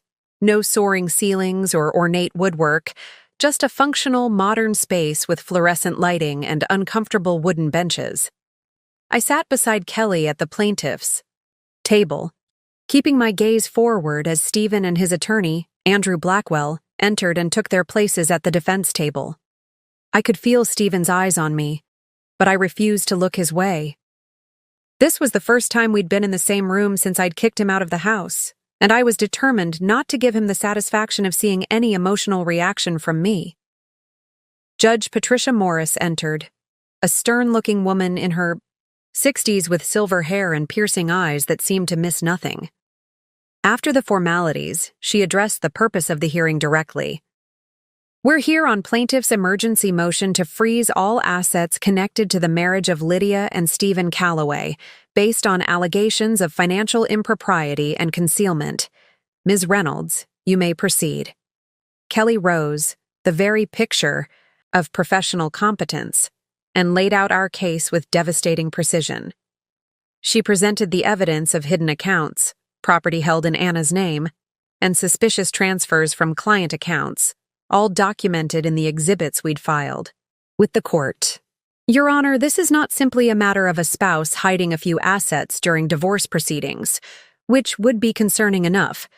This is a systematic pattern of financial fraud that potentially impacts innocent third parties, including Mr. Calloway's investment clients. Andrew Blackwell, a polished man in his 50s with the confident bearing of someone accustomed to winning, countered by portraying me as emotionally unstable, devastated by my mother's death, and lashing out with unfounded accusations. Mr. Calloway's financial activities are complex but entirely legitimate, he argued smoothly. The plaintiff has misinterpreted standard investment practices as nefarious activities because she lacks financial sophistication and is motivated by understandable but misplaced anger over the end of her marriage. The condescension in his tone made my blood boil, but I maintained my composed expression, just as Kelly had coached me. Judge Morris, however, seemed less than impressed by Blackwell's dismissive characterization. I've reviewed the forensic accounting report submitted by the plaintiff, she said, adjusting her glasses. Mr. Weiss is a highly respected expert whose analysis raises significant concerns that go well beyond a layperson's misinterpretation. Mr. Blackwell, do you have evidence to directly refute these findings? Blackwell hesitated, just slightly before responding. Your Honor, we haven't had sufficient time to conduct our own comprehensive analysis, but then perhaps you should have requested more time before dismissing the allegations as unfounded. Judge Morris interrupted. Based on the evidence before me, I'm granting the emergency motion to freeze all assets pending a full accounting. Furthermore, I'm ordering Mr. Calloway to provide complete financial records for all accounts, domestic and international, within 7 days. She fixed Stephen with a stern look. Mr. Calloway, the court takes allegations of financial misrepresentation very seriously. I strongly advise full cooperation with this order. As we left the courtroom, I finally allowed myself to glance at Stephen. His face was rigid with barely controlled fury, his eyes cold as they met mine. It was a look I'd never seen directed at me before, pure, unadulterated hatred. Don't let it rattle you, Kelly murmured as we walked toward the exit. That look means we've hit him where it hurts. Back at Kelly's office, we received the first indication that our victory had significant consequences. Eric called with news. That monitoring of Stephen's secret phone had revealed frantic communications with various financial contacts. He's trying to move money that's already been frozen, Eric reported. And he's not being subtle about it. We've documented 3 separate attempts to transfer funds from the Cayman account to a new account in Singapore. Perfect, Kelly said, her expression satisfied. That's a direct violation of the court order. If he persists, we can motion for contempt. But our triumph was short-lived. Later that afternoon, Samuel called with disturbing news. There's a problem, he said without preamble. I've been tracing the client fund diversions and I've discovered something concerning. Some of the missing money, about $350,000, was taken from accounts belonging to a man named Richard Daniels. He's my boss's father, I finished, my stomach dropping. Thomas's dad is one of Stephen's clients? Was, Samuel corrected grimly. Richard Daniels died 4 months ago, and from what I can tell, Stephen has been systematically emptying his investment account since then, likely assuming no one would notice since the primary account holder is deceased. I sat heavily in one of Kelly's office chairs, the implications, hitting me like a physical blow. Thomas is the executor of his father's estate. If he finds out Stephen has been stealing from his dead father... It gets worse, Samuel continued. The estate is in probate, which means there will be a formal accounting any day now. When that happens, the missing funds will be discovered, regardless of what we do. Kelly's expression turned grave. This changes our timeline. We were planning to use the threat of exposing the client fraud as leverage in settlement negotiations. But if the Daniels situation is about to explode on its own... We need to get ahead of it, I said firmly, my mind racing. I need to tell Thomas before he finds out another way. Kelly looked uncertain. That's risky. Once you disclose the fraud to a victim, you lose the ability to control how they respond. He could go straight to the authorities. He could, I acknowledged. But Thomas has been my mentor for 7 years. I owe him the truth directly from me. And strategically. I hesitated, an idea forming.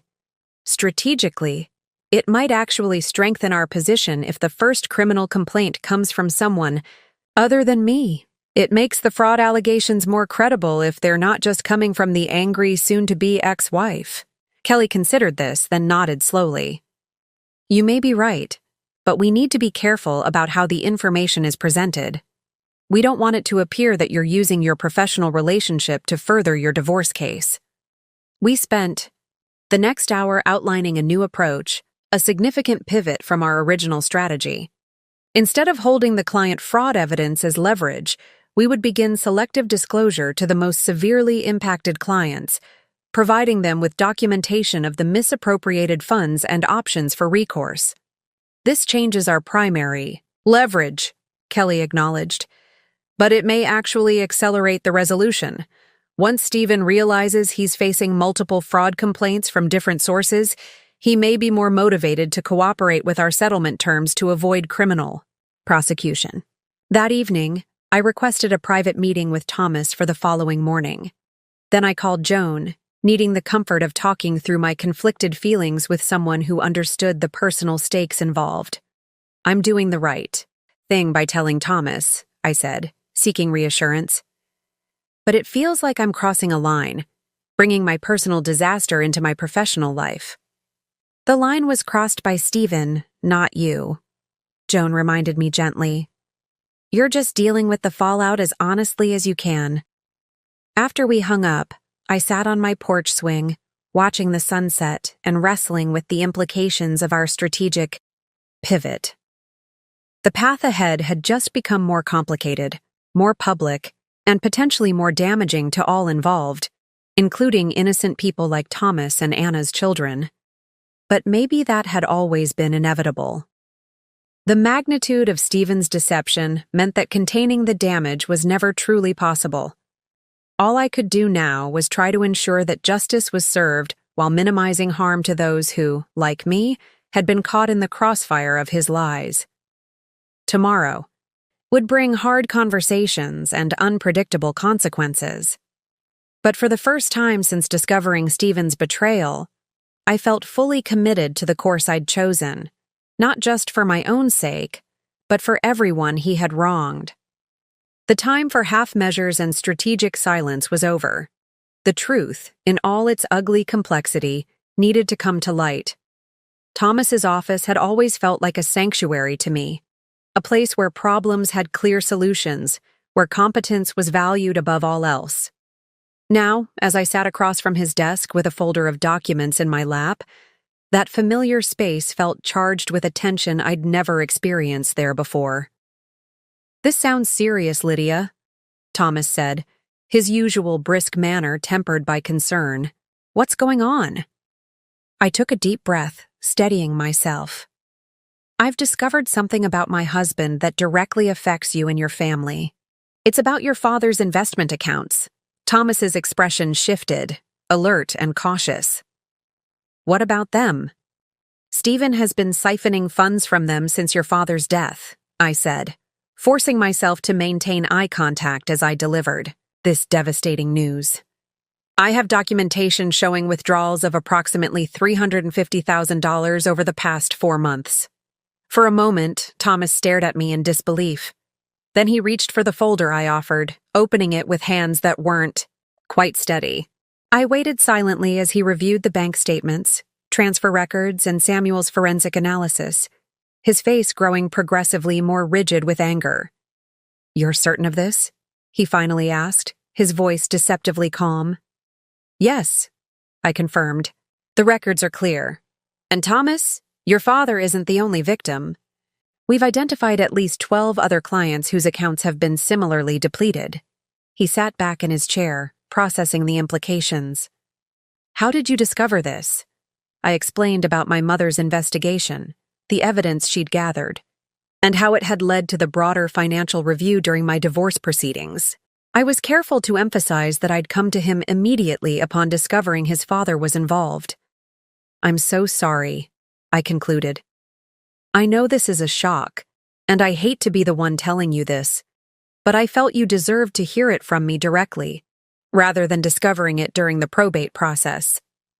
Thomas was silent for a long moment, tapping his fingers on the desk in the rhythmic pattern I knew signaled he was thinking deeply. Finally, he looked up, his expression resolute. "I appreciate your coming to me with this, Lydia. It couldn't have been easy." He gestured to the documents. "May I keep these?" "Of course," I said. "And if you decide to take action, my forensic accountant is prepared to provide any additional information you might need." "Oh, I'll be taking action," Thomas assured me, his voice hardening. "Starting with a call to my attorney, followed by one to the police. This isn't just theft, it's desecration. He stole from my dead father." The raw pain in his voice made my throat tighten. "I understand, and I'll support whatever course you choose to take." As I left Thomas's office, I felt a complex mixture of emotions. Relief at having done the right thing, sadness for the additional pain my husband had caused, and a growing certainty that our strategic pivot had just accelerated the timeline. Dramatically, I was right. By that evening, Kelly called to inform me that Thomas had indeed filed a police report and a formal complaint with the State Securities Commission. Additionally, his attorney had contacted the district attorney's office to discuss potential criminal charges. "This is moving faster than even I anticipated," Kelly admitted. "The DA's office has already reached out to Samuel requesting his forensic analysis, and they've indicated they'll be contacting us for a formal statement from you." "Is that good? Or bad for our case?" I asked. "Both," Kelly said pragmatically. "It's good because it validates our allegations and puts tremendous pressure on Stephen. It's potentially complicated because once criminal proceedings begin, they can sometimes delay civil matters like divorce settlements. But overall, I think this strengthens our position considerably," she confirmed, "especially since we initiated the disclosure proactively. It shows good faith on your part." The next day brought a flurry of developments. Eric reported that Stephen's secret phone was blowing up with increasingly panicked messages, not just from Anna, but from financial contacts warning him about account freezes and regulatory inquiries. Samuel called to inform us that 2 other clients had come forward with concerns about their accounts after being contacted by the Securities Commission investigators. Most significantly, Stephen's attorney requested an urgent meeting with Kelly to discuss settlement options, a clear indication that our strategy was having the desired effect. "He's feeling the walls closing in," Kelly observed during our pre-meeting strategy session. "The question is whether he's ready to surrender or just looking for a way to buy time." She advised me not to attend the initial meeting. "Let's keep you as the reasonable but firm party in the background," but promised a full report immediately afterward. While Kelly met with Andrew Blackwell, I busied myself with a long-postponed task, sorting through my mother's personal belongings that Joan had shipped from Milwaukee. Each item carried memories: her favorite cardigan, still holding traces of her perfume; the dog-eared copy of Jane Eyre she read annually; the handwritten recipe cards passed down from my grandmother. As I carefully organized these treasures, I found myself talking aloud to my mother, sharing my fears and hopes about the path I'd chosen. "I wish you could tell me if I'm doing the right thing," I said softly, holding her locket in my palm. "If this is what you would have wanted." My phone rang, interrupting my reverie. Kelly calling from her car after the meeting with Blackwell. "It's significant," she said without preamble. "Stephen is offering a complete financial disclosure, full cooperation with the Securities Commission investigation, and a settlement that gives you 70% of all marital assets." I sat down abruptly, stunned by the sudden shift. "That's unexpected. What's the catch?" "He wants confidentiality regarding the affair and Anna's pregnancy, and he's asking that you make a statement to the DA indicating you believe he intended to return the client funds eventually." I frowned. considering the implications. He wants me to help mitigate the criminal charges. Essentially, yes, Kelly confirmed. He's facing serious legal consequences regardless, but your statement could potentially influence whether he faces the maximum penalties. What did you tell Blackwell? That we'd consider the offer and respond within 48 hours, Kelly said. I wanted to discuss it with you first. This is ultimately your decision, Lydia. After ending the call, I returned to my mother's belongings, my mind churning with conflicting thoughts. Stephen's offer was far more generous than we'd initially hoped for financially. The question was whether I could, in good conscience, help lessen the consequences for his criminal actions, even slightly. As I lifted a small wooden box from the packing materials, something fell out. A photograph I'd never seen before. It showed my mother as a young woman, standing proudly in front of her first apartment, her expression radiating independence and hope. On the back, she'd written, "First day on my own, scared but free." I stared at the image, something clicking into place. My mother had always encouraged my independence, had insisted on protections like keeping the house in my name alone. She'd investigated Stephen not out of vindictiveness, but to ensure I could make informed choices about my life. What would she advise now? The answer came with surprising clarity. She would tell me to choose freedom over vengeance, future over past. Picked up my phone and called Kelly back. I've made my decision, I said, my voice steady with newfound certainty. Tell Blackwell we have a counteroffer. 3 days after Kelly delivered our counteroffer, I found myself sitting in a conference room at her office, waiting for Stephen and his attorney to arrive for the face-to-face meeting that would potentially end our legal battle. The table was arranged with deliberate precision, documents stacked neatly, water glasses placed at exact intervals, the physical embodiment of Kelly's meticulous approach. Remember, Kelly advised as we waited, this meeting is about finalizing details, not reopening negotiations. The framework is already agreed upon. If Stephen attempts to deviate from what we've outlined, we walk away. I nodded, smoothing invisible wrinkles from my charcoal gray dress, a new purchase that Joan had insisted upon for this occasion. You need armor, she'd said while we shopped. Something that makes you feel powerful. The structured silhouette and subtle elegance of the dress did exactly that, providing an external confidence to match my internal resolve. When Stephen entered alongside Andrew Blackwell, I was struck by how different he looked from the man I'd married. Just weeks of facing consequences had visibly aged him. New lines etched around his mouth, dark circles beneath his eyes, his normally immaculate appearance slightly disheveled. He met my gaze briefly, then looked away, unable or unwilling to maintain eye contact. The initial exchanges were formal and tense, with both attorneys reviewing the settlement terms we'd negotiated. I would receive the house in Portland plus 65% of all marital assets.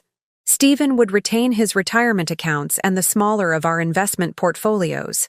And most importantly, I would provide a statement to the district attorney indicating that I believed Stephen had intended the client fund borrowing to be temporary. In exchange, Stephen would make full financial disclosure, cooperate completely with regulatory investigations, and accept responsibility for his actions. The divorce would proceed as uncontested, with none of the salacious details of his relationship with Anna made public. Before we sign, Kelly said, sliding the final settlement document across the table, Ms. Calloway has requested 5 minutes to speak privately with her husband. Blackwell frowned, clearly uncomfortable with the idea. I'm not sure that's advisable at this stage. It's non-negotiable, Kelly replied smoothly. 5 minutes in this room. You and I will wait outside. After a moment of tense silence, Stephen nodded. It's fine, Andrew. I'll hear what she has to say. The attorneys left, closing the door behind them, and suddenly we were alone for the first time since I'd ordered him out of the house. The silence stretched between us, heavy with all that had been broken. "Why did you want to speak to me?" Stephen finally asked, his voice carefully controlled. I took a measured breath, centering myself. "I wanted to look you in the eye when I ask, was any of it real? Our marriage, our plans, our life together? Was any of it genuine?" He flinched slightly, clearly not expecting such a direct question. "Of course it was real. I did love you, Lydia. Just not enough," I said quietly. "Not enough to be faithful, to be honest, to honor the promises you made." Stephen's expression hardened. "Is that what you wanted?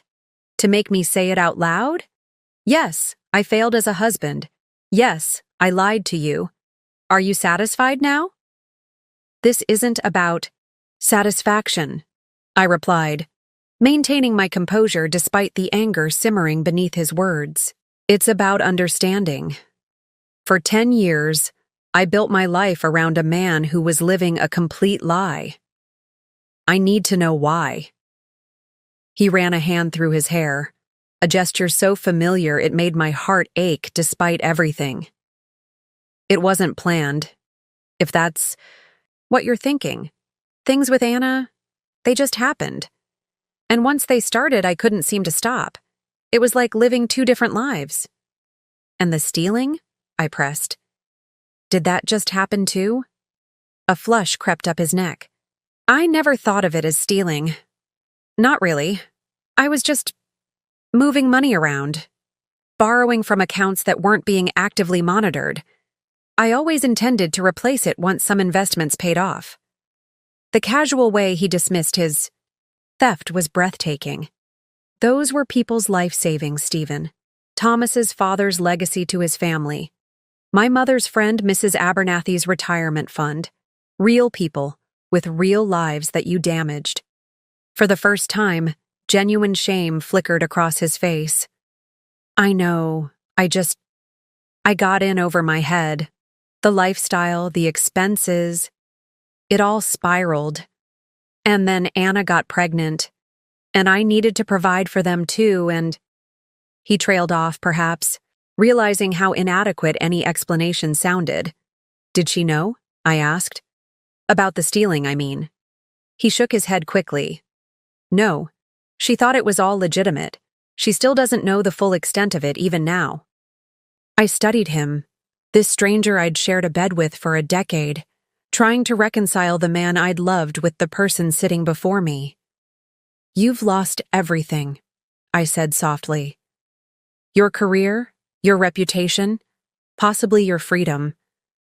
Was it worth it?" Stephen didn't answer immediately, his gaze dropping to his hands. "I'll probably go to prison," he finally said, his voice barely audible. "Even with your statement, the DA says jail time is almost certain. I've lost my license to practice. Most of our friends won't speak to me." He looked up, meeting my eyes. Directly for the first time. "So no, it wasn't worth it. Nothing could be worth this. Then why did you fight so hard when I first filed for divorce? Why not just come clean then?" "Fear," he admitted. "Once you start living a lie, it's terrifying to face the truth. I convinced myself I could still find a way out, that I could fix things without anyone discovering what I'd done." I nodded, understanding more than I wanted to. Fear was a powerful motivator. Fear of loss, fear of judgment, fear of consequences. I'd known my share of it during our marriage, always afraid of disrupting the perfect image we presented to the world. "I'm sorry about your mother," Stephen said unexpectedly. "I should have been there for you, regardless of everything else. That was unforgivable." The simple acknowledgement pierced through my carefully maintained composure, bringing tears to my eyes despite my best efforts. "Yes," I agreed, my voice thick. "It was." We sat in silence for a moment, the air between us heavy with regret and endings. "What will you do now?" he asked. "After all this is settled?" I considered the question, thinking about the plans I'd begun to form. "Live," I said simply. "On my own terms, without pretense or fear. My mother left me a surprising gift in the midst of all this pain, the knowledge that I'm stronger than I ever imagined. Stephen nodded, something like respect flickering in his eyes. You are. He reached for the settlement papers, uncapping a pen. For what it's worth, I am sorry, Lydia. Not just for getting caught, but for the hurt I caused. I never thought I was capable of becoming this person. As he signed his name to the document that would legally end our marriage, I felt a curious sense of closure washing over me. The man I'd married was gone, perhaps had never truly existed. But the woman I was becoming was real, forged in the crucible of betrayal and loss, emerging stronger for having survived the fire. When Kelly and Blackwell returned, we completed the formalities with a minimum of additional conversation. Papers were signed, copies distributed, handshakes exchanged with professional detachment. And then it was done. The legal battle concluded, the terms of surrender established. As Stephen rose to leave, he paused, looking at me one last time. I hope you find happiness, he said quietly. You deserve that much, at least. I met his gaze steadily. I will, I replied, the words a promise to myself as much as a response to him. I already am. After they departed, Kelly turned to me with a rare smile. It's over, she said. You've won. But as I gathered my things to leave, I realized it wasn't about winning or losing anymore. It was about survival and transformation, about walking through the wreckage of the life I'd planned and finding the courage to build something new from the ashes. That felt less like victory and more like rebirth, painful, messy, and infinitely more valuable.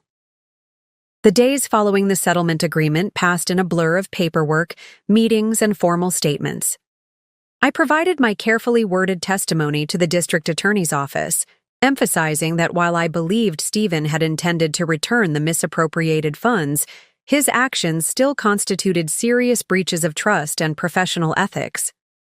It was a delicate balance, fulfilling my part of our agreement while still ensuring justice for his victims. You did well, the prosecutor, a no-nonsense woman named Veronica Diaz, told me after we finished. Your statement was fair, but didn't minimize the gravity of what he did. Will it make a difference in his sentencing? I asked, uncertain whether I wanted it to or not. She considered this thoughtfully. It might reduce the maximum sentence slightly, but make no mistake, he's still facing significant jail time. Financial crimes of this magnitude, with multiple victims and a pattern of deception, aren't treated lightly. I nodded, a complex mix of emotions swirling inside me. Part of me still struggled to reconcile the man I'd married with someone capable of actions deserving prison time. Yet another part knew that consequences were necessary, not just for justice, but for Stephen himself to ever rebuild any kind of life afterward. The Securities Commission investigation continued to expand, with more affected clients coming forward. Thomas had become a key figure in coordinating the victims, using his business connections to ensure their voices were heard. He'd been unexpectedly kind to me throughout the process, making it clear he didn't hold me responsible for Stephen's actions. If anything, he said during one of our conversations, you're as much a victim as any of us. More so, in some ways. We lost money. You lost the foundation of your life. His words touched me deeply, easing some of the lingering guilt I carried for not having recognized what was happening sooner. No one, not even Thomas, blamed me for Stephen's crimes. No one except myself. Kelly helped me navigate the final legal steps of the divorce, which proceeded swiftly now that all contested issues had been resolved. The judge will sign the final decree next week, she informed me during our last official meeting. After that, you'll legally be Lydia Harmon again if you choose to revert to your maiden name. The thought of reclaiming my birth name felt right. AEEI. Symbolic return to myself after years of living as someone else's wife. I do, I confirmed. It's time to be Lydia Harmon again. As the legal matters wound down, I found myself facing the more personal aftermath of the divorce. Joan had been my rock throughout, but I knew she was concerned about my emotional healing. "What's next for you?" she asked one evening as we shared a bottle of wine on my porch swing. "You've been in crisis mode for so long. Have you thought about what comes after?" It was a question I'd been asking myself with increasing frequency. The divorce settlement had left me financially secure. Between the house, the investment accounts, and the unexpected inheritance from my mother, I had more than enough to live comfortably without working if I chose. But the prospect of an empty future stretched before me was daunting. "I'm thinking about taking a sabbatical from work," I admitted. "Maybe travel for a while. There's a world out there I've never seen because I was too busy building a life around Stephen's career and our social obligations." Joan nodded encouragingly. "That sounds perfect. Where would you go first?" "Italy," I said without hesitation. My mother always wanted to go to Tuscany. She had this dream of spending a summer there, writing and painting. After my father died, she talked about it sometimes, but she never went. Always too many responsibilities, too many reasons to stay home. "So you'll go for both of you," Joan suggested gently. "Yes," I agreed, the idea taking firmer shape in my mind. "I think I will." As plans for my sabbatical began to form, I received an unexpected call from Anna. My first instinct was to reject it, but curiosity won out. "I hope it's okay that I'm calling," she began, her voice tentative. "I wanted to thank you." "Thank me?" I repeated, genuinely confused. "For what?" "For the way you handled everything," she replied.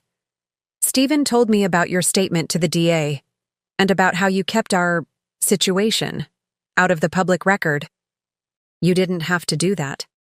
I was silent for a moment, processing her gratitude. "I didn't do it for Stephen," I finally said.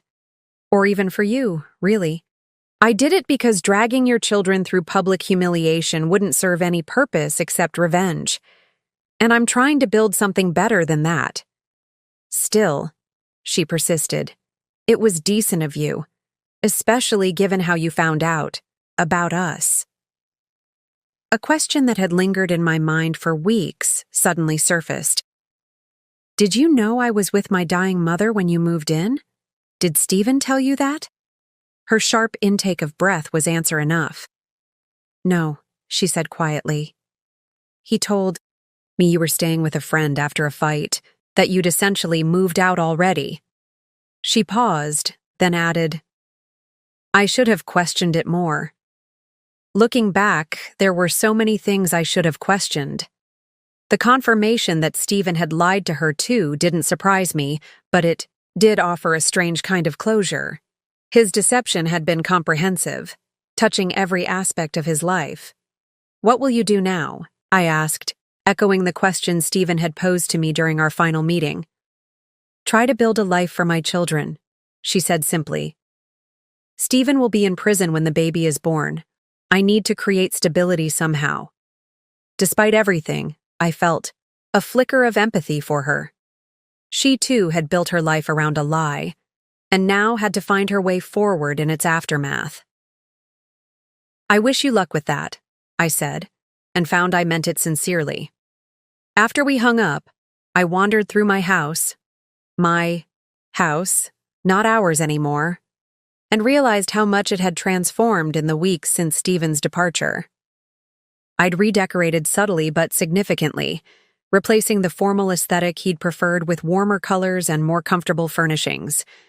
Photos of my mother, my childhood, and my friends now occupied prominent places where once there had been carefully curated artwork chosen to impress guests. The space felt authentically mine in a way it never had before, reflecting my tastes and preferences rather than a compromise designed to maintain marital harmony. It was both symbolic and literal. I was reclaiming not just physical space, but the emotional and psychological territory of my own identity. That evening, I sat down at my mother's old writing desk, which I'd moved from her house to mine after the funeral, and began drafting a letter to my boss requesting a 6-month sabbatical. As the words flowed onto the page, I felt a growing sense of liberation, not just from Stephen and the marriage that had constrained me, but from all the expectations and limitations I'd accepted without question for so long. The path ahead was uncertain, but for the first time in years, that uncertainty felt like possibility rather than threat. Whatever came next would be shaped by my choices, my desires, my vision for my life. The thought was exhilarating and terrifying in equal measure, exactly as new beginnings should be. 6 months after the final divorce decree, I stood on a hilltop in Tuscany, watching the sunset paint the rolling landscape in shades of gold and amber. The small villa I'd rented for the summer sat below, nestled among cypress trees and vineyards, exactly as my mother had described in her dreams of this place. The journey here had been more than geographical. In the months since the settlement, I'd methodically rebuilt my life piece by piece, shedding old patterns and embracing new possibilities with each passing day. I'd taken my sabbatical as planned, starting with a month helping Joan launch her new business, a consulting firm specializing in financial literacy for women. The irony wasn't lost on either of us. If I'd had better financial awareness years earlier, perhaps I would have noticed the red flags in Stephen's activities sooner. That's exactly why this work matters, Joan had insisted when I shared that thought. Financial independence isn't just about having your own money, it's about understanding it, controlling it, using it to build the life you want, rather than becoming trapped by someone else's decisions. Working with her reminded me how much I'd enjoyed the strategic elements of my architectural project management role, the problem-solving, the creative thinking, the satisfaction of building something meaningful. But it also highlighted how constrained I'd felt in that position, always careful not to outshine Stephen professionally, unconsciously dimming my ambitions to maintain the balance he seemed to need in our relationship. Those realizations led to the most significant decision of my post-divorce life, enrolling in a master's program in urban design that would begin after my return from Italy.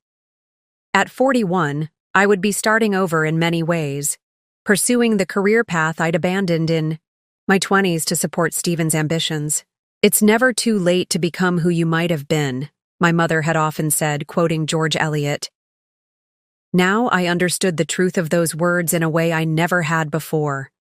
My reflections were interrupted by the villa's caretaker calling from below, letting me know the car had arrived to take me to dinner with friends, a group of women I'd met at a cooking class in the nearby village. Women from different countries and backgrounds who had, like me, come to this place seeking transformation of one kind or another. As I made my way down the hill, I thought about the last update I'd received from Kelly. Stephen had been sentenced to 7 years in federal prison for wire fraud and embezzlement, with the possibility of parole after 4 years with good behavior. The news had affected me less than I'd expected. Neither satisfaction nor sorrow, just a quiet acknowledgement of consequences justly applied. Thomas had called to tell me the restitution process for the victims was proceeding smoothly, with most recovering at least 70% of their losses through the seizure of Stephen's assets and the insurance claims against his former firm. "You helped make that possible," he'd said. "Your evidence, your testimony, it made all the difference." Even Anna had found her way forward, according to Joan, who had unexpectedly bumped into her at a community center parenting class. She'd moved to a smaller house, found work as an office manager, and was building a support network of other single mothers.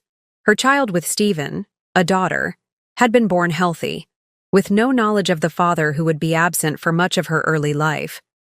These updates from my old life felt increasingly distant, like stories about people I'd once known rather than central figures in my own narrative. My focus had shifted to the present and future, to the woman I was becoming rather than the wife I had been. Over dinner with my new friends, conversation flowed easily, touching on everything from Italian, architecture to relationship wisdom to career reinvention. These women had become unexpected companions on my journey. Elena from Spain, who had left a toxic marriage at 50, Margot from Canada, who was rebuilding after losing her business, Rachel from South Africa, who was finally pursuing her passion for photography after raising 3 children alone. We shared our stories openly, without judgment or pretense, each recognizing in the others the unique blend of vulnerability and strength that comes from navigating life's unexpected turns. To resilience, Elena proposed a toast, raising her glass of local wine. And to second chances.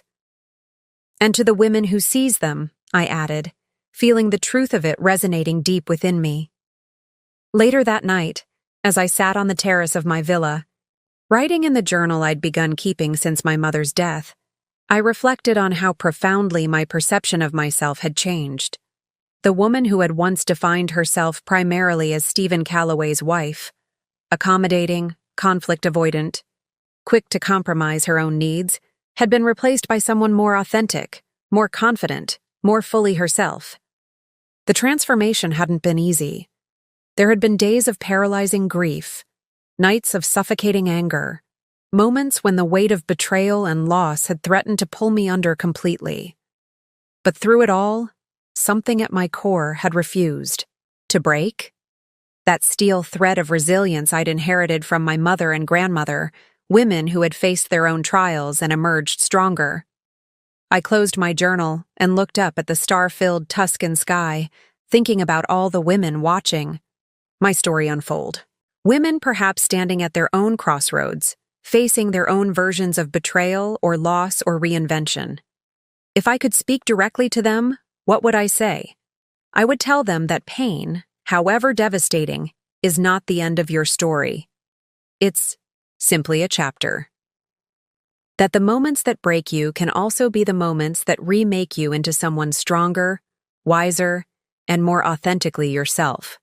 I would remind them that financial independence is not just a practical necessity, but a profound form of self-care and protection. That understanding your own finances, securing your own resources, and planning for your own future isn't selfish or untrusting. It's an essential foundation for true equality in any relationship. I would urge them to listen to their intuition, that quiet voice that whispers when something isn't right, even when every logical sign suggests otherwise. Our bodies and minds often recognize truth before we're consciously willing to acknowledge it. I would encourage them to build networks of supportive women who lift each other up rather than compete, friends who celebrate your victories, comfort you in defeat, and tell you the hard truths when necessary. No one survives life's storms alone, and choosing the right people to weather them with you makes all the difference. Most importantly, I would tell them that their value has never been determined by someone else's ability to recognize it. That worthiness isn't earned through another's love or approval, but is intrinsic and unchangeable, a birthright no betrayal can erase. And I would share the most profound lesson of my own journey. That sometimes what feels like an ending is actually the universe clearing space for a new beginning. That sometimes you must lose the life you plan to find the life that's waiting for you. As the Italian night enveloped me in its velvet darkness, I felt a deep sense of peace settle over me. The past no longer had power over my present. The betrayal that had once defined me had become simply one chapter in a much longer, richer story. A story I was writing myself, one choice at a time. Whatever came next, love or solitude, challenge, or ease, success or setback, I would face it as the woman I had always been beneath the roles and expectations, resilient, worthy, and finally, gloriously free. Up next, you've got 2 more standout stories right on your screen. If this one hit the mark, you won't want to pass these up. Just click and check them out. And don't forget to subscribe and turn on the notification bell so you don't miss any upload from us.